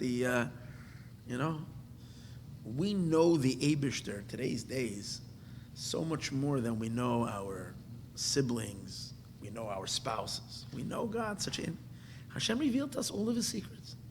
We know exactly what he likes, what he dislikes, everything. You have 613 commandments, so nuanced, everything about himself. Oh boy, the Eibishter wants to be full. You should know him. When Mashiach comes, you're going to know the Eibishter. Now you don't realize the divine meaning of these things, but we know his tastes and his distastes. Especially when someone knows Kol HaTorah Kula. If you know, you become familiar with all the halachas of Rambam and you know them, you know the entire map of the Eibishter. You know his deepest nuances of who, wow, he enclosed himself in it. But the point of it is the Eibishter wants to be fully begiloi inside each and every one of us. Through Torah and mitzvahs, the Eibishter is mizgala. So today, as I said earlier, we only know the chitzonius of it. We don't know the pnimius of what it means. And this is the idea of Nasa v'nishma. Nasa v'nishma, according to what the Alter Rebbe is going to say over here, is not only a commitment to observance. Chassidus is the neshama of Torah. So it takes everything in his megal the neshama. Nasa v'nishma is not just a strong commitment for rigorous observance. Nasa v'nishma was the Kabbalah that the Yidden were makabel what? Makabel that they should receive the Orein Soif in their nefesh. That they should receive God in their soul. That's the Nasa v'nishma. How will they do it? Avraham Avinu can go directly to the nishma. He can go directly to the point of cleaving. We need a nasa, we need kalim, and through these kalim, the nishma, we're gonna hear the Orein Sof. And he learns that the nishma, we're gonna gather the nishma's uloshem vaya asef. We're gonna gather the Eibishter into a keli. Now you're gonna say, well, hold it, the Eibishter came down in a keli already. When? By Matan Torah. It's a keli that we constantly have to create and recreate. The Eibishter opened up the possibility to come down in a keli. But when we make the kelim in the physical world, every time, we actually create the Eibishter's eslapshus into Torah mitzvahs.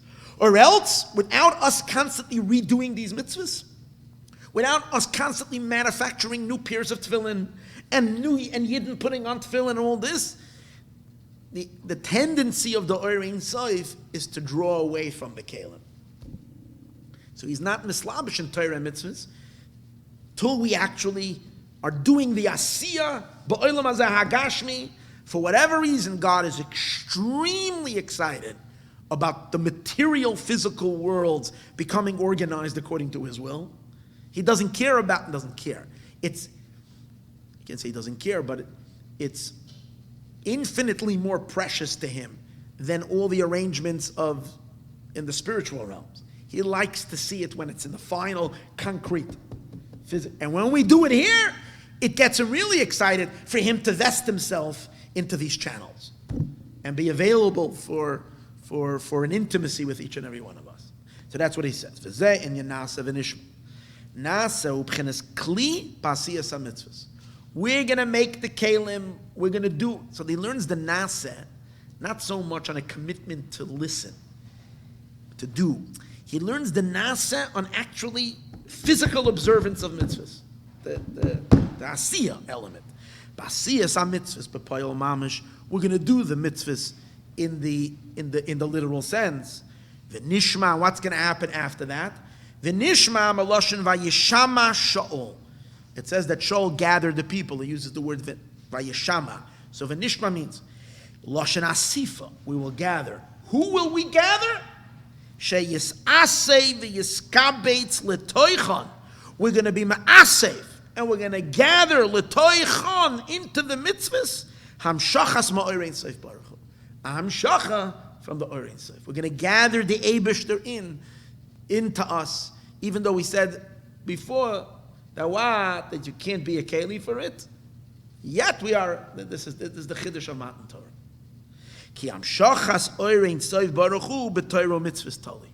The hamshach of the Orein Sof in a manner of vayered coming down is b'Torah mitzvahs tali. It's dependent on Torah mitzvahs. And when we say it's Torah mitzvahs, don't mean in the spiritual idea of Torah mitzvahs. B'maisa ha-mitzvahs v'kiyumam b'poyel. In the actions of mitzvahs and the fulfillment in the literal sense. Why? Mamish. And he adds the word mamish. In other words, it doesn't work if you're just excited about the idea of mitzvahs.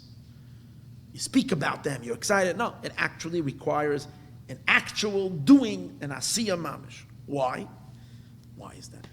Because the nature of the light is to escape. Unless you create for it a keli, that brings it down. Ki ein or beli keli. There's no light without a keli. And the kelim have to be the most made up of the coarsest material. Why? Because that's what the Eibishter desired. The Sava Kadosh Baruch Hu liyas l'dir b'tachtoina. Kenoida as it is known. Where do we see this? Me'inyan yisoida eish, from the element of fire. Al derech mashal, which we see by way of analogy. Shu agav l'mayla makol adalad yisoides. If you listen to the Monday class, which was given on Wednesday this week, so I spoke about the four elements. Fire, wind, water, and earth. And how fire is the lightest of them. It doesn't have any weight. That's the whole chiddush that the Eibishter showed Moshe Rabbeinu. A machtes hashekel umishkala, and its weight. Fire doesn't have any weight. Well, yet this machtes hashekel fire had a weight. Fire is the opposite. It's weightless. So it's the lightest. So if it's the lightest, it's the yisoida eish. The element of fire is above the atmosphere. So you have the heaviest is in the bottom, is the earth.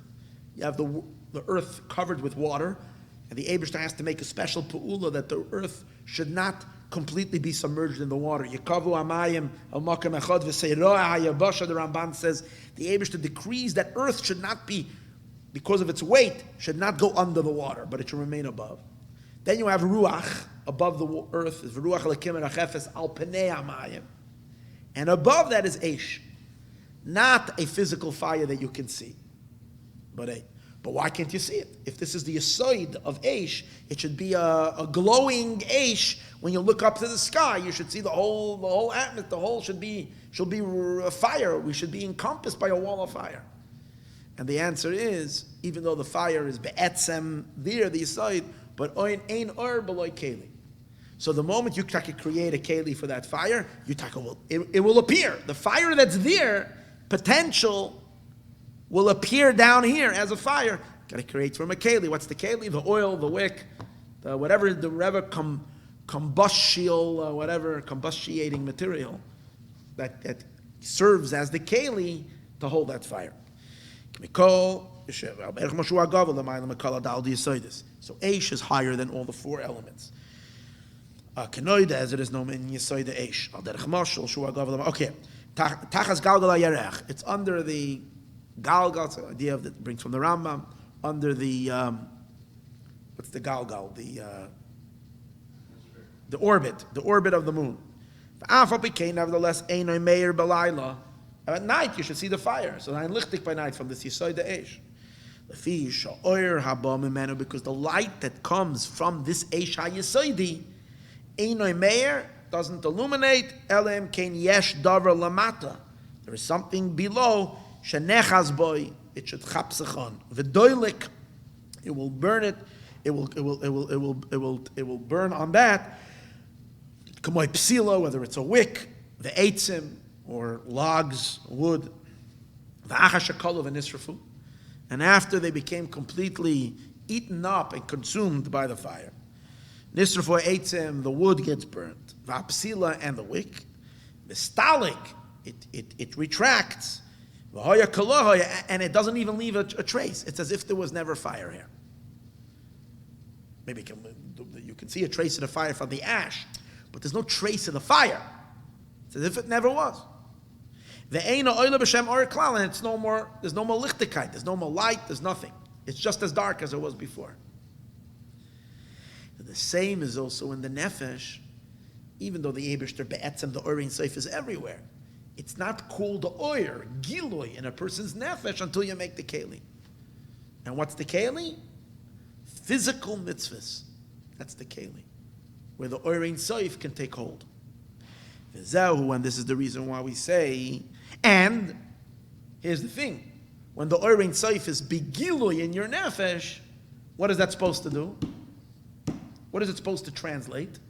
Into a powerful love to the Eibishter, because he can't get enough of it. So that's a chassid.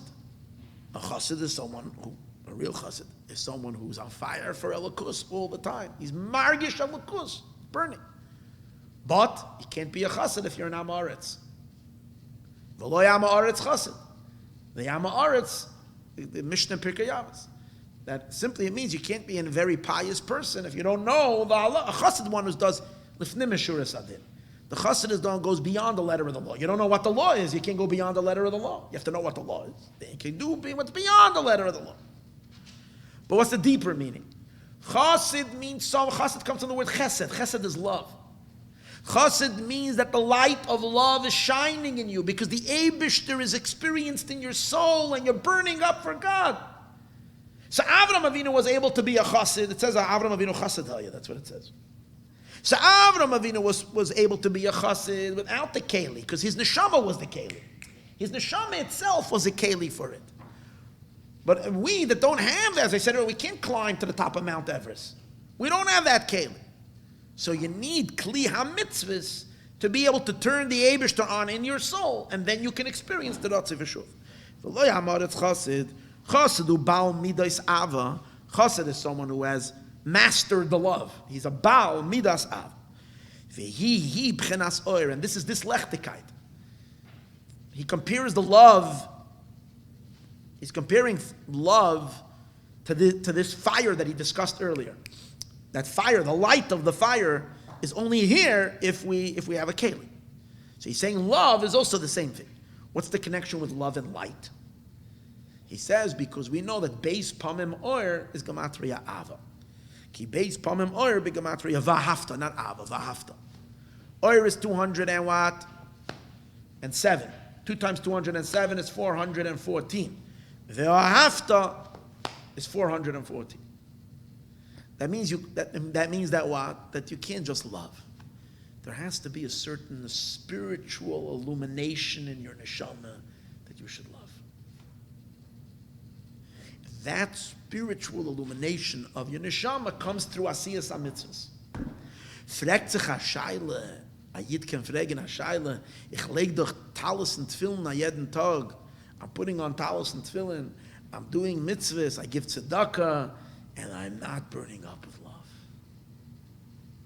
I'm not feeling this.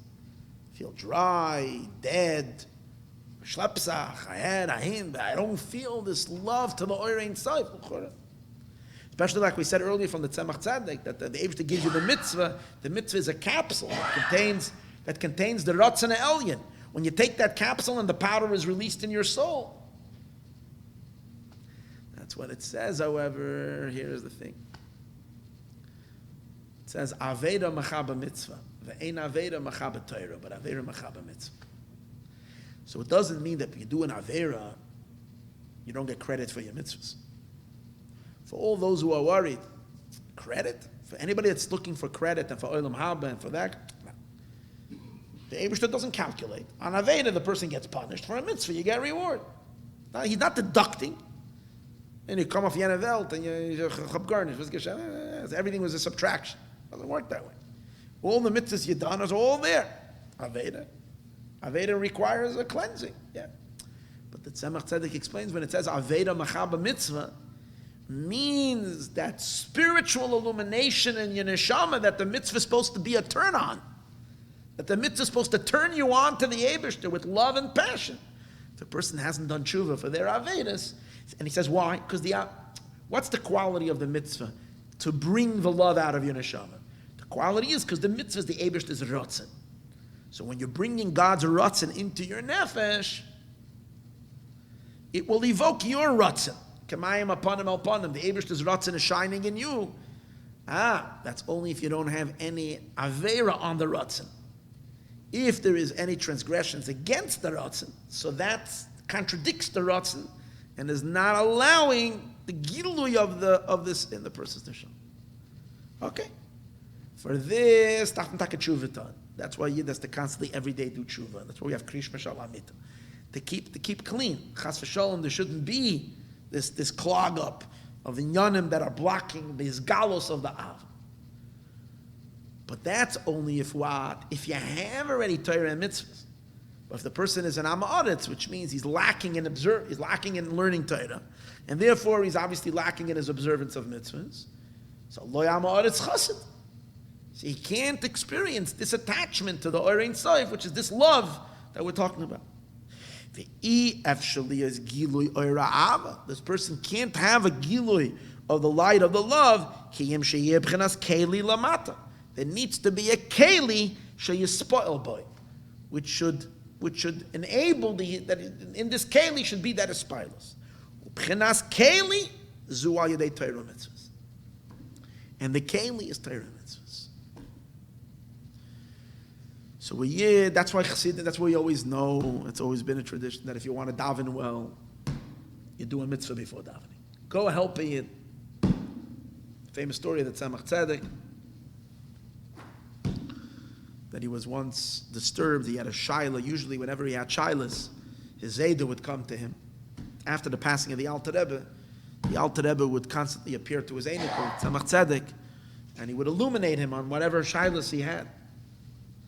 And one time, the Alter Rebbe didn't come for a while, and Tzemach Tzedek was disturbed. Then he went to daven, and on the way to davening, someone asked him if he has money for halva.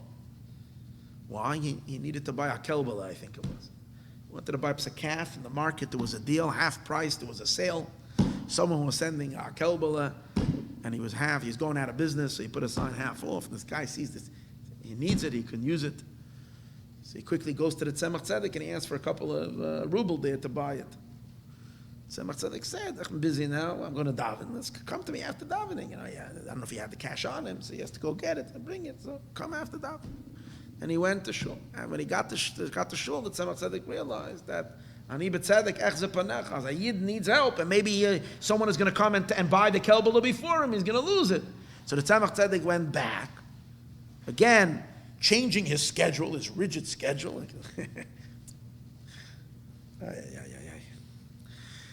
Like the yeshus of a person's avodah, a person can get so into his own self, in his avodah, like this schedule. Don't disturb my schedule. I worked on myself to have a schedule. So the Tzemach Tzedek goes back, and he breaks his schedule. And he's maybe going to compromise his Chassidus before davening or whatever, to go help this yid to buy that kelbala. And he helped him. Then he came to shul, and he was just putting on his talis, and he even get into, usually Zayda would come to him like a little bit into the experience. As soon as he put, I don't know if he was on his shoulder, he put that, the Alter Rebbe was there, and was megalit him, and I think the Alter Rebbe himself revealed to him that the reason I came so quickly was because of the mitzvah you did before. So das. Mitzvahs are the kelim for the spiritual ecstasy and experiences that there are supposed to be in Torah and mitzvahs, and the love and the internal Torah and mitzvahs. But here's the thing: Torah and mitzvahs on their own are not going to create the love unless you put in effort. Because a lot of times you ask, there's another reason why sometimes the love doesn't register. It's not because of the Aveda. It's just because you never thought about the Eibishter for 2 minutes. Je betracht wegen dem Eibishter. I saw in a Sikha from the Rebbe. The Rebbe brings that Rebbe Itcha Masmid, I mentioned him on Shabbos by the Kiddush. And Itcha the Masmid once was by Fabreng, and he took some mashka, and he said to the Friedige Rebbe, he said, as by em kum tois, by him, it comes out that a Yodeas Rebbeinu, a Meskaven Limrid boy, which says about Amalek, someone who knows the Eibishter and he's intentionally having kavana to be more than him, he said, can only be a Chabad Chassidic. Because you have to be a Yodeas Rebbeinu. And where are you Yodeas Rebbeinu? And he said basically on himself that I'm a Meskaven Limited boy. I'm Yodeas Rebbeinu. And the Rebbe said, and the Friedige Rebbe didn't like the word. They should say on a Chassid Meskaven Limited boy. It's not Meskaven. Not intentionally, that's Amalek. But al kapana, the way the Rebbe relates the story, the Rebbe goes to explain what does it mean a chassid can be a deus rebbeinu. So he says, I'm a snagid, he said. Well, sometimes you have such a reich l'shaynis. The Rebbe says, I'm a snagid. Since his entire avodah, all of his entire asik, in all of his inyanim gashmiyim, it's all l'shem shamayim. He's always just serving. He's always l'shem shamayim. So, sure, he's very busy because he's doing l'shem shamayim. And when he's learning Torah, that's shamayim itself. That's not just l'shem shamayim. That's shamayim itself. At learning the Torah, that's shamayim itself. So when you're Isaac and all these inyanim, hat doch nicht kommen nicht Zeit zu trachten wegen dem Ebersten. So he doesn't have a minute to think about God because he's so involved in L'Shem Shamayim and in Shamayim. So Dafke Chassidim that learn Chassidus and tracht wegen Ebersten and so on and so forth. In any case, so a lot of times the reason why the love doesn't take hold, the love doesn't manifest, is what reason? It's simply you're not giving it a chance. Think if you'd only meditate a little and allow it to you're not just going to have a meditation, but you'll feel an emotional. But you have to have in any case. Which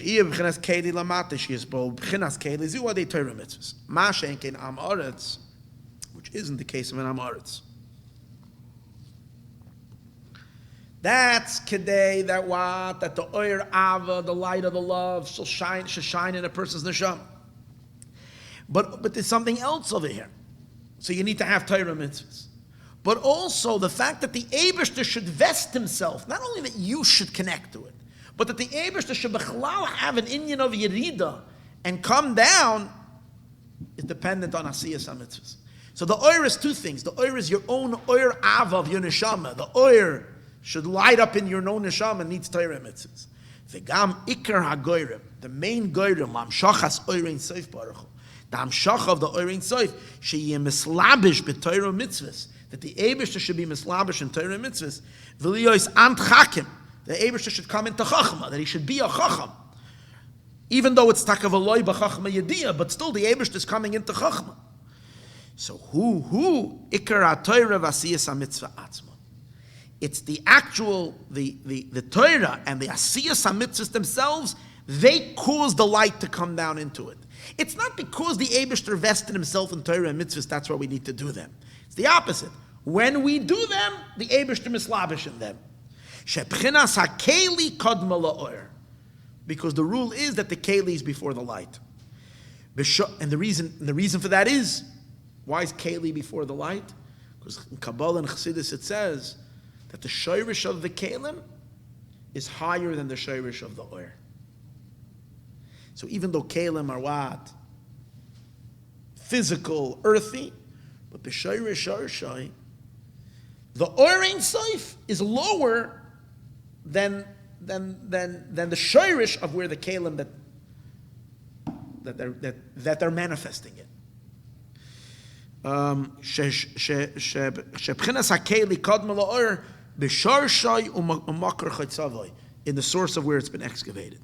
This is related to the idea of Olam HaToyu and Olam HaTikun, and Olam HaToyu is where the Orein Seif was shining with all of its intensity, and the kalim that we have, physical substances of this world, are all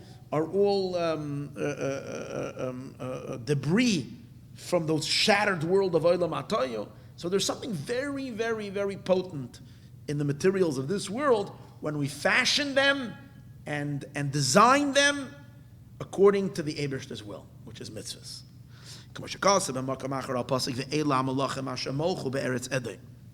These are the kings who ruled in the land of Edom, lifnei malach melech lebnei Yisroel, which is referring to spiritually the idea of Olam HaTohu, which is the source of all the physical stuff. As we also see, where do we see this idea that there's a certain potency and power dafka to the physical things? We find, so when we do a mitzvah, it's unbelievable. But b'chalal physicality we see is very strong. Where do we see that? We see that when a person eats, he gives him koiches. How can a nefesh, a human soul that is spiritual and lofty, be impacted by food? The answer is the shayrish of the food is higher than the shayrish of the nefesh. That's even when you're not doing a mitzvah. How much more so when you're taking the physical and you're doing a mitzvah with it? That the root and the life force of a food that comes from the inanimate, and the tzemeach and the vegetation and the chai and the living, is higher than the life and the vivifying soul, even though that's spiritual. Adam of a person, which for that reason, the machal, the food, is machayas adam, enlivens the person and restores his soul when it's framatet, when he's knocked out. And therefore, ikar hamshachas orein soif baruch hu, talui is dependent, the main hamshacha of drawing of the infinite light, talui b'bchinas keli, shal yedei ma'isa mitzvahs, is dependent on the kelim, that is through the actions of mitzvahs. V'kiyumam b'poil, pashat, the physical substances and the physical energies that the body expends doing these mitzvahs.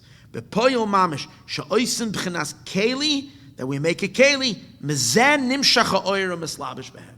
From these kelim that we make, that actually attracts the light to be mislabish in them.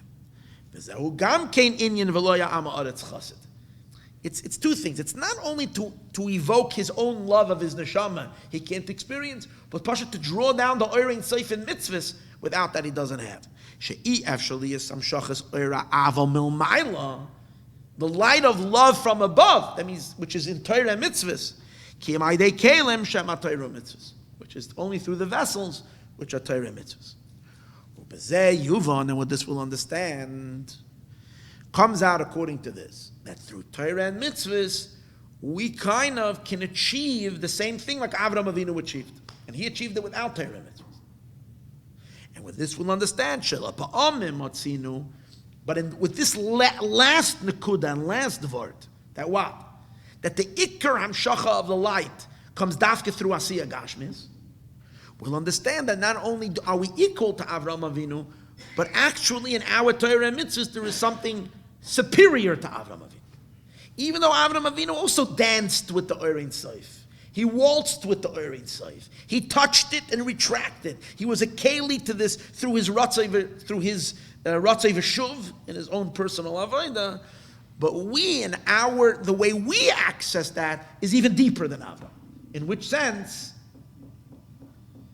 That we're mamshechet from a higher place. And the reason we're mamshechet from a higher place is because we're using the substance of the material world to access them. So what's Avraham Avinu's Maila? Avraham Avinu's Maila is that he's not using external things, so whatever he's doing, it's much more pneumistic. But what is he connecting to? Something a little lower, a lot lower than what we were connecting to. You will understand, at times we find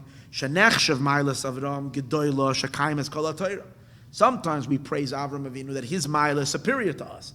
He fulfilled all of the Torah. As it says, Vayishmar Mishmarti. He observed my observances. And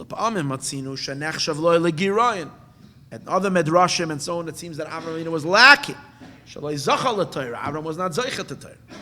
The Shneim Emes, Vedas and an Emes. Kimitzat Shirish Nishmasai. In terms of the Shirish of his own personal neshama, Hayagaval Amayla is giving Gar Hoyach. He was very, very high. Acha Hoysa Nishmasai Merkava.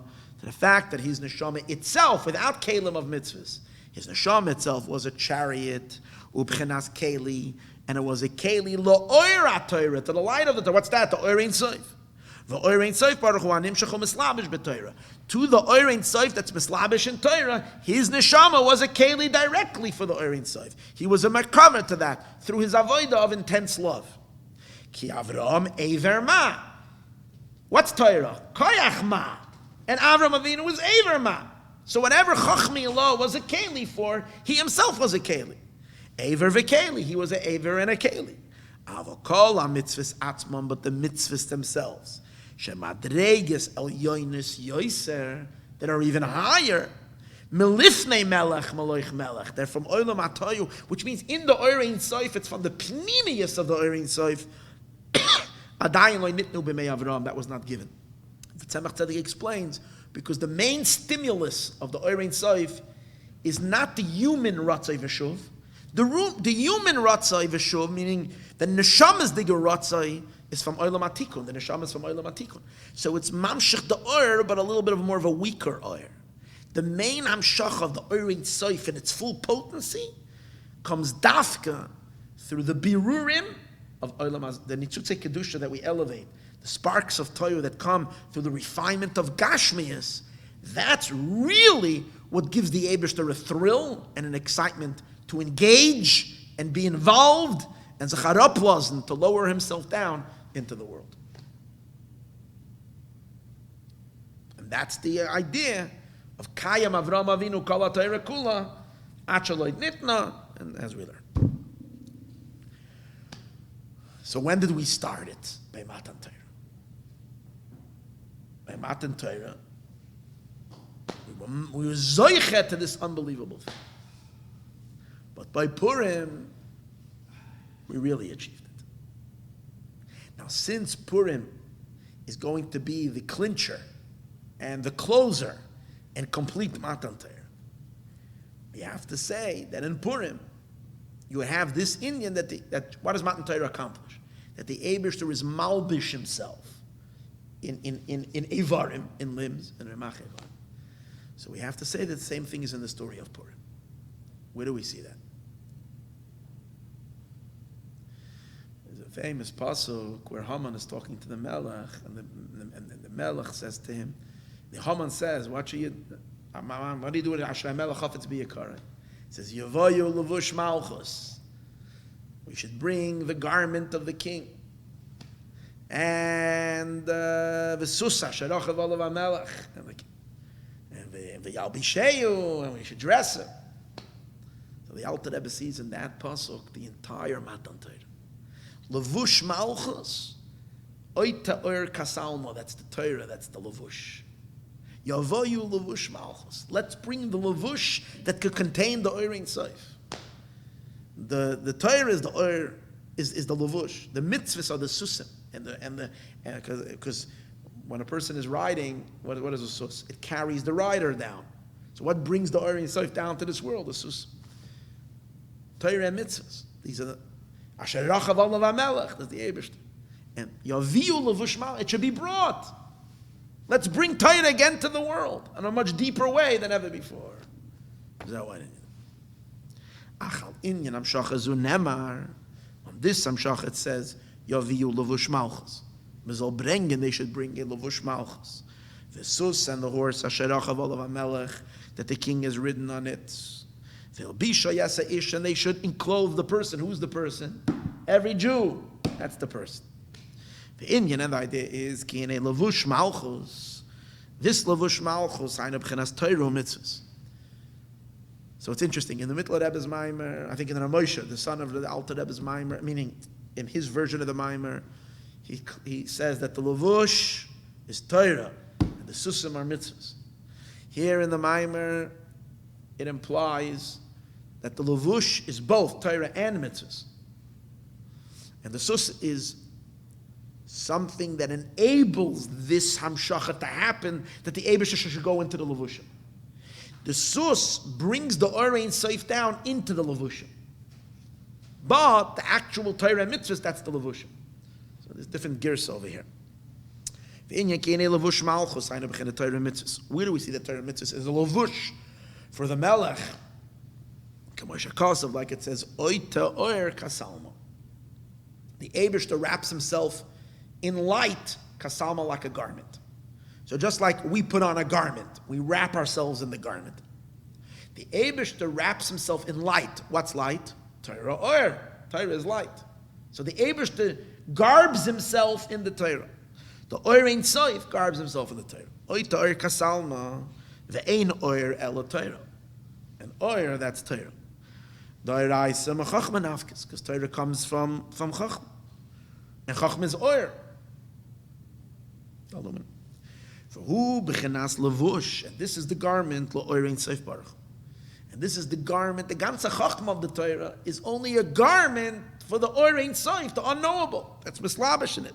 Ha mislabish b'toicha, antu chakim, you alone, the oir ant goes on the Eibishter himself. Hu chakim, you lower yourself down into Chachma. The mitzvahs, that's Torah, so it's a levush. The mitzvahs nikram levushim. We know the mitzvahs are called levushim for the nefesh. Shebehem melubish. So mitzvahs usually are levushim. We think it's a levush to the neshama, but it's also a levush to the Eibishter. Shebehem melubish chesed yamina. When you have, besides a body, even after you have a body, the person, the neshama, we spoke earlier, the neshama goes into a body. Well, the neshama is abstract. And the neshama is what? When the neshama is abstract, you can't have any shaykhs to this neshama. Once the neshama goes into a body, now we can have a shaykhs. After the person has a pair of pants and whatever, then you can have a shaykhs to them, because or else they'll remain private, they're not coming out. So that the nikud over here is that's the chore what he means in Torah and in mitzvahs. In Torah, the Eibishter goes into Chachma, that's a Psara and Aver. The mitzvahs are all called Ramach, Evar, and the Malk. But in addition to that, the mitzvahs are also Levushim. In other words, you need that the Eibishter's Chesed. Chesed is Drei Yamin, is the Eibishter's right hand. Now that should have a Levush. And that's Levushay Tzedakah. Is Levush. It's like the person takes his arm, puts it into a shirt sleeve. So our mitzvahs are very, very physical. But this is a Levush to the Eibishter's right hand, which is Chesed Drei Yamin. Our human tzedakah, our human act of tzedakah, physical act, is a levush to the Eibishter's tzedakah, Chesed, that is an aver for the Orein Sof, that's beyond Chesed, of course. Chesed Drei Yamin. Tam shachas b'chenes levush zeh. Now, the Orein Sof is infinitely beyond Torah mitzvahs. Why would the Orein Sof be mislabish in Torah mitzvahs? So you need something that drives that islapshus. And what is that? So we said earlier, what causes the Eibishter to lower himself down in Torah mitzvahs? The actual physical observance of the Torah mitzvahs brings him down. That's only after what? That's after the Eibishter gave us the Torah. When we do the Torah mitzvahs, we continue stimulated. But initially, what caused the Eibishter for the first time to come down in Torah mitzvahs? This is after. There's already a system. So when we do Torah mitzvahs, we continue. The nature, as we spoke earlier, the nature of the Or is to constantly go away. You need to constantly fuel it and constantly bring him down. But what initially caused the Orein Sof to go down Torah mitzvahs? The vehicle to make that happen was the horses. Because by Matan Torah it says,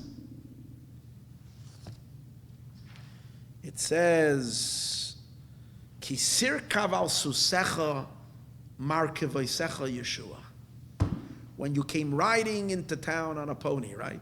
Kisir kaval susecha. When you came riding on your horses, markevoisecha, your chariots of salvation. When was the Eibishter being roichev al susecha? By Matan Torah.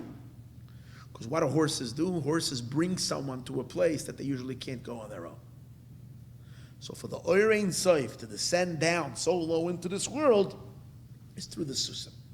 And that's why Haman, when he makes mention of the Lavush and the Lavushim that are going to hold, we need the Sus HaSharach of Olav HaMelech.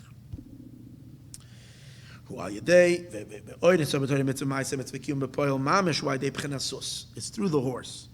It says by Matan Torah, when you're riding on your horses, Yeshua, your chariots of salvation. So to this dot, I had, at least I can pretend that I can teach. From this dot and onward, I didn't really do the right hachana at all. So we can either start at this dot, we can learn a little further. Really, I was thinking of doing the mimer this week and the beer next week. But I might have to leave the end of the mimer also for next week, and then the beer as well. Because just the limitation of time that I was preparing today was very short. But maybe, it was actually a mitzvah. It was a big mitzvah that I was busy with, and a beer Inyan zeh. So maybe that's going to help, like we said earlier. The explanation of this matter is Kihine Sus. What's the idea of Susim? Sus is Bigamatria Beis Pamim Gas. Sus has two samachs and a vav. So when you take the vav and you split the vav, vav is 6, you get 2 gimels. So what's a sus? Gas, gas. What's gas mean? Gas means dense. Gas ruach. A source is double density. What does that mean? Spiritually, gas means someone that is aware of themselves. And not only aware of themselves, because of their aware of themselves, they have a sense of self-importance. That's gasus. So by us, it's a very big chisaron, because we're human beings, we're creations, we have nothing of our own. So when a human being is dense and has a self-importance, it's the biggest concealment on the divine. But the Eibishter's horses means a madrega and elokus that is self-important, which means it's very, very elevated and very, very exalted. Now, where do we find that by the Eibishter there is an exaltedness, in a sense, a certain gaiva? We said by that, we say by Shira Sayam, what do we say?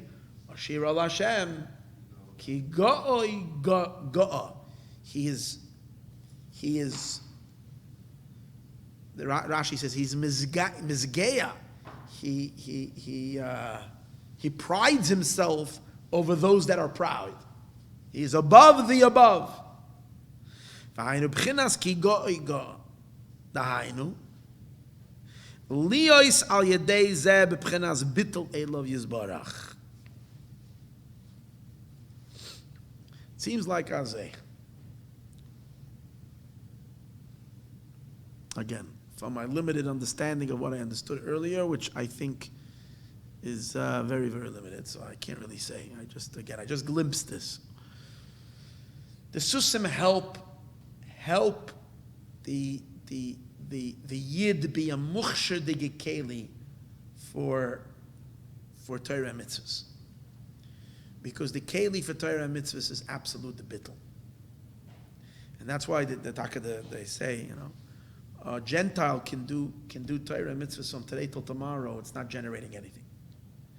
Because a Gentile is be'etzem a gas. Listen to another thing.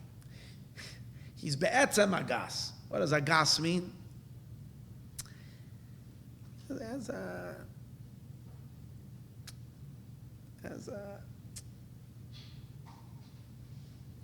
a metzias. Everything he does is b'pchinas metzias. A yid does something, doesn't want anybody to know about it. He always feels guilty about what he did. No. Years ago when I gave this shir and we spoke about this, the image came to me of the, you don't see it so much over here because this is Los Angeles and people are just stomach distorted. But I'm talking like, you go out a little bit in the rural countryside. Big bear, mountains. Stop at a gas station. Chevrolet pickup truck pulls up. Guy walks out, they go, they get a bottle of beer. It's Metzias. When he's just around, he exudes beingness. He has his dog in the back. It's Metzias. It's gas. Can't explain it. Nothing wrong. It's just be the nicest person, but there's a certain presence of being. A Yid doesn't have a Metzias. Lacking that. That's why the Gentile, because he's such a Metzias, even when he does the mitzvahs, he can't generate. Because the hisgalus of Orein Tzoif is that hu levadei hu v'yein zulasai. The hisgalus of Eibishter is that he is none but him. Since the hisgalus of the Eibishter is that he is none but him, someone that's be'etzem and metzias and gas can't accept the Orein Tzoif's exclusivity.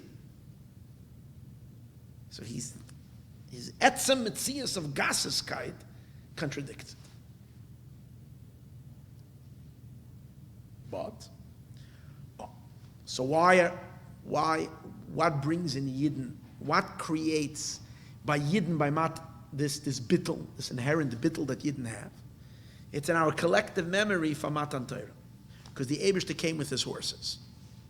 And when the Eibishter comes with his horses, the horses that the Eibishter is mizgala to the Yidden on a level of ki go'oi go'a.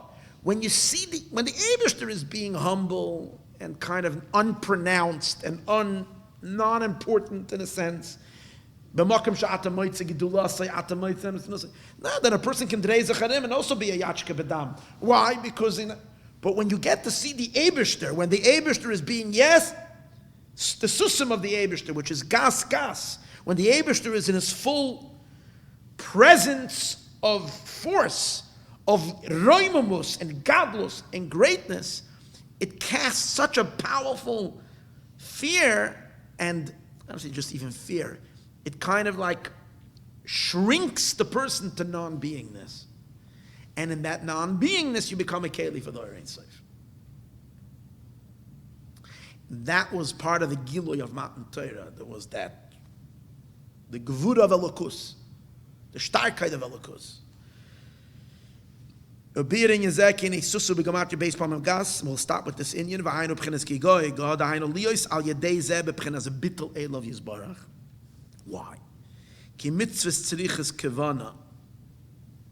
Because mitzvahs need a kavana, the usa the liba im yasem elav. They do need, a mitzvah needs a usa the liba, the yearning of the heart, which can only come from the bittul digga Jew. She'ein oirin seif baruch hu shoyre eba misha batal elav. The oirin seif doesn't dwell only al misha batal elav.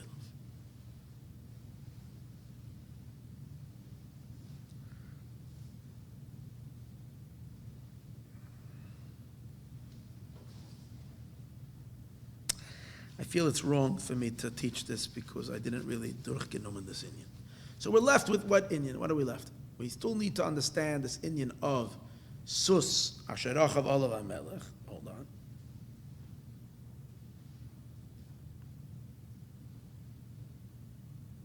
on. So what I want to do is like this. We don't have to leave the mimer hanging.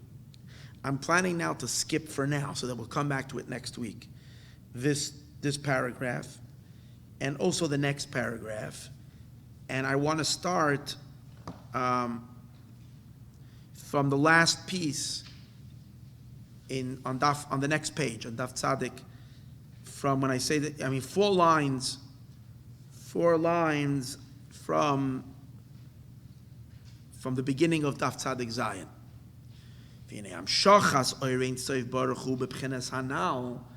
This Hamshachas Oirein Soif that we spoke, which is by Matan Torah, which is the whole Indian, Hei'cheilu b'Matan Torah, it began at Matan Torah. She'oz hoisa hascholas ha'hamshacha was the beginning of the Hamshacha. U'ke'inyan ma'at agershenu. It's like, taking hold of a certain area doesn't come. The Oirein Soif has to come in slowly. Ma'at, it chases the klipa away, and the Oirein Soif comes. Avol b'mei Haman, but in the days of Haman, the kibel ha-Yehudim, the Yidden were totally makabelit. Kambola gemura bebas achas. It was constantly inching its way in, but now it came down in one shot. Why? Because of their name, Yehudim. Until that time, Yidden were Bnei Yisroel. They weren't Yehudim. By the story of Purim, they became Yehudim. It's the first time in Torah you refer to the Jewish people the whole time as Yehudim. Ki Yehudim nikra al Shem bechinas hoida. Yehudim, they're called because of hoida. Hoida means to submit. I think it means to be thankful, but it also means a submission. Moidim chachamim. Moidim. Ki yesh bracha v'hoida. There's bracha and there's hoida. Like we say in davening, there's Baruch Ata Hashem and there's moidim anachnu lach. Baruch means to draw down. How do you draw down? You draw down. How do you draw down? You draw down when you're desiring something. When you appreciate a certain madrega and you're yearning for it. That's how you draw it down. So when you're doing a baruch, you're having some level of hasaga. You're internalizing. Moedim, l'chor, is a much lesser madrega. We see in our daily davening, we see that the beginning of davening, how do we start our day? The first thing we say out of our mouth in the beginning of the day is moedim anachnu lach. The first thing we say is moedim. I'm sorry, moed ani lefanech. And then again by l'kai netzoyer, not l'kai netzoyer, l'kai neshama. Moed ani lefanech. And then we say hoidu l'Hashem kiru b'shmoi. Again, we start with hoidah. And only later do we start getting to the parts of davening. Baruch she'amar. And the answer, it says in Chassidus, is because when you wake up in the morning, your neshama is still all crumpled. Like you haven't yet opened it up. So you don't really have your spiritual capacity yet. So when you're davening, what are you saying? I acknowledge. I don't understand the truths of the Eibishter. I acknowledge that he's emes and true. It's like when there's two ways. Either you can explain to me a certain idea till I get it and I understand it, or I can say, listen, you're the expert. You just do it. I trust whatever you're doing. That means that I'm not a keli for it. Right? If I hire someone who's a professional in something, I want to understand it, or what I don't know, I just submit to you. So Haidah shows on a much lesser Inyan. So l'chura, we're saying that by Matan Torah, the Yidden were more B'nai Yisroel. Yisroel means Li Rosh, thinking of bracha. They can absorb it in their heads. They can verstehen. Al kol dibba v'dibba parcha nishmasa means they're absorbing, they're taking it in, they're internalizing. Here, what's happening by Purim? Yehudim. What's Yehudim? Submission. Bracha u'b'chenes giloi. It's revelation. May oilam v'ad oilam, in each world according to their level. Aval Haidah eino b'chenes giloi. Haidah is not revealed. And the answer is like this. You're right. If I'm being lazy and I'm not learning and I'm not understanding and that's why I'm submitting, could have been much stronger had I understand and had I come to a baruch instead of a haidah is much stronger. But there are certain madregas that baruch, you can't baruch it. You can't internalize it. But you can submit to it. And the higher madregas of Elokus, you can't have a baruch in it. You can only have moedim anachdolach. So it's interesting, and you see that even though we start davening with moedim, with moedani lefanecha, after the whole davening of Birchas Kriya Shema and Shemona Esrei, what do we get to in the end of davening? Again, moedim. But the moedim of the end of Shemona Esrei is a whole different level of moedim than earlier. This is a moedim that comes after the entire avodah. We realize we know nothing. There's levels that be totally beyond. And again, a submission. So as he says over here, it's a haidah to the Eibishter himself. It's something that can't reveal itself. There is no thought that can grasp it. Only in a haidah. V'hi b'chenas bittul mamash, and that's real bittul. V'zachu az Yisroel lemadreges ha-bittul ha-gadol. They had then the ultimate bittul to the Eibishter, al yedei mesiras ha-nefesh al kiddush Hashem. The fact that they had mesiras nefesh during that time al kiddush Hashem, as we explained earlier, because the entire generation was willing to die as Jews, even though they could have continued living had they disassociated themselves with being Jewish.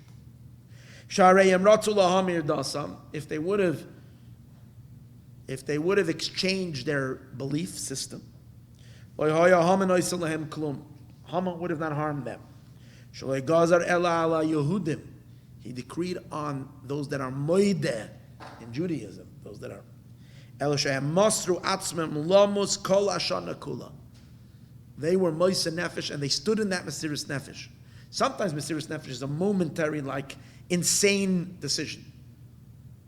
And it's not that, it's heroic, but it's a one-moment decision, as opposed to living day by day with that thought. You 24 hours you can think about it. The Yidden didn't know what's going to happen, even though Haman was hung up pretty quickly. But they had a whole year, and the Gezerah was still. You see, Achashverosh had to send out letters that the Jews have a power to arm themselves against those that are coming. The mob was going to come. They were excited already. The license was given to kill the Jews. These guys were, were making swastikas the whole year all over the place. They were being terrorized the whole year. And only afterwards, when the Yidden stood up against them, so the Yidden had this fear. They didn't even think of it to chas v'shalom do that.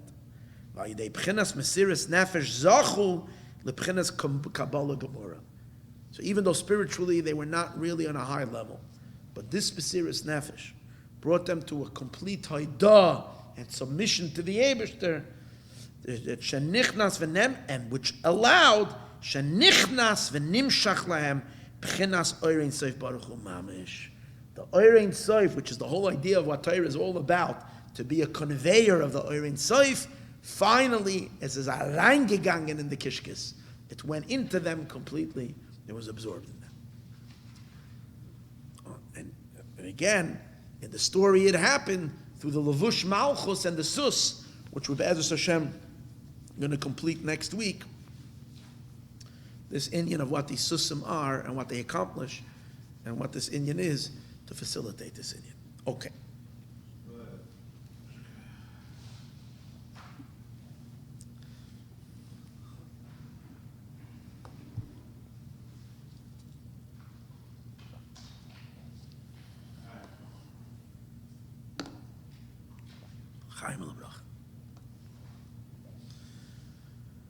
So early night, what are you going to do now? You have all this extra energy now. Is it good? Then you're going to say what we're going to do? After the mic is okay.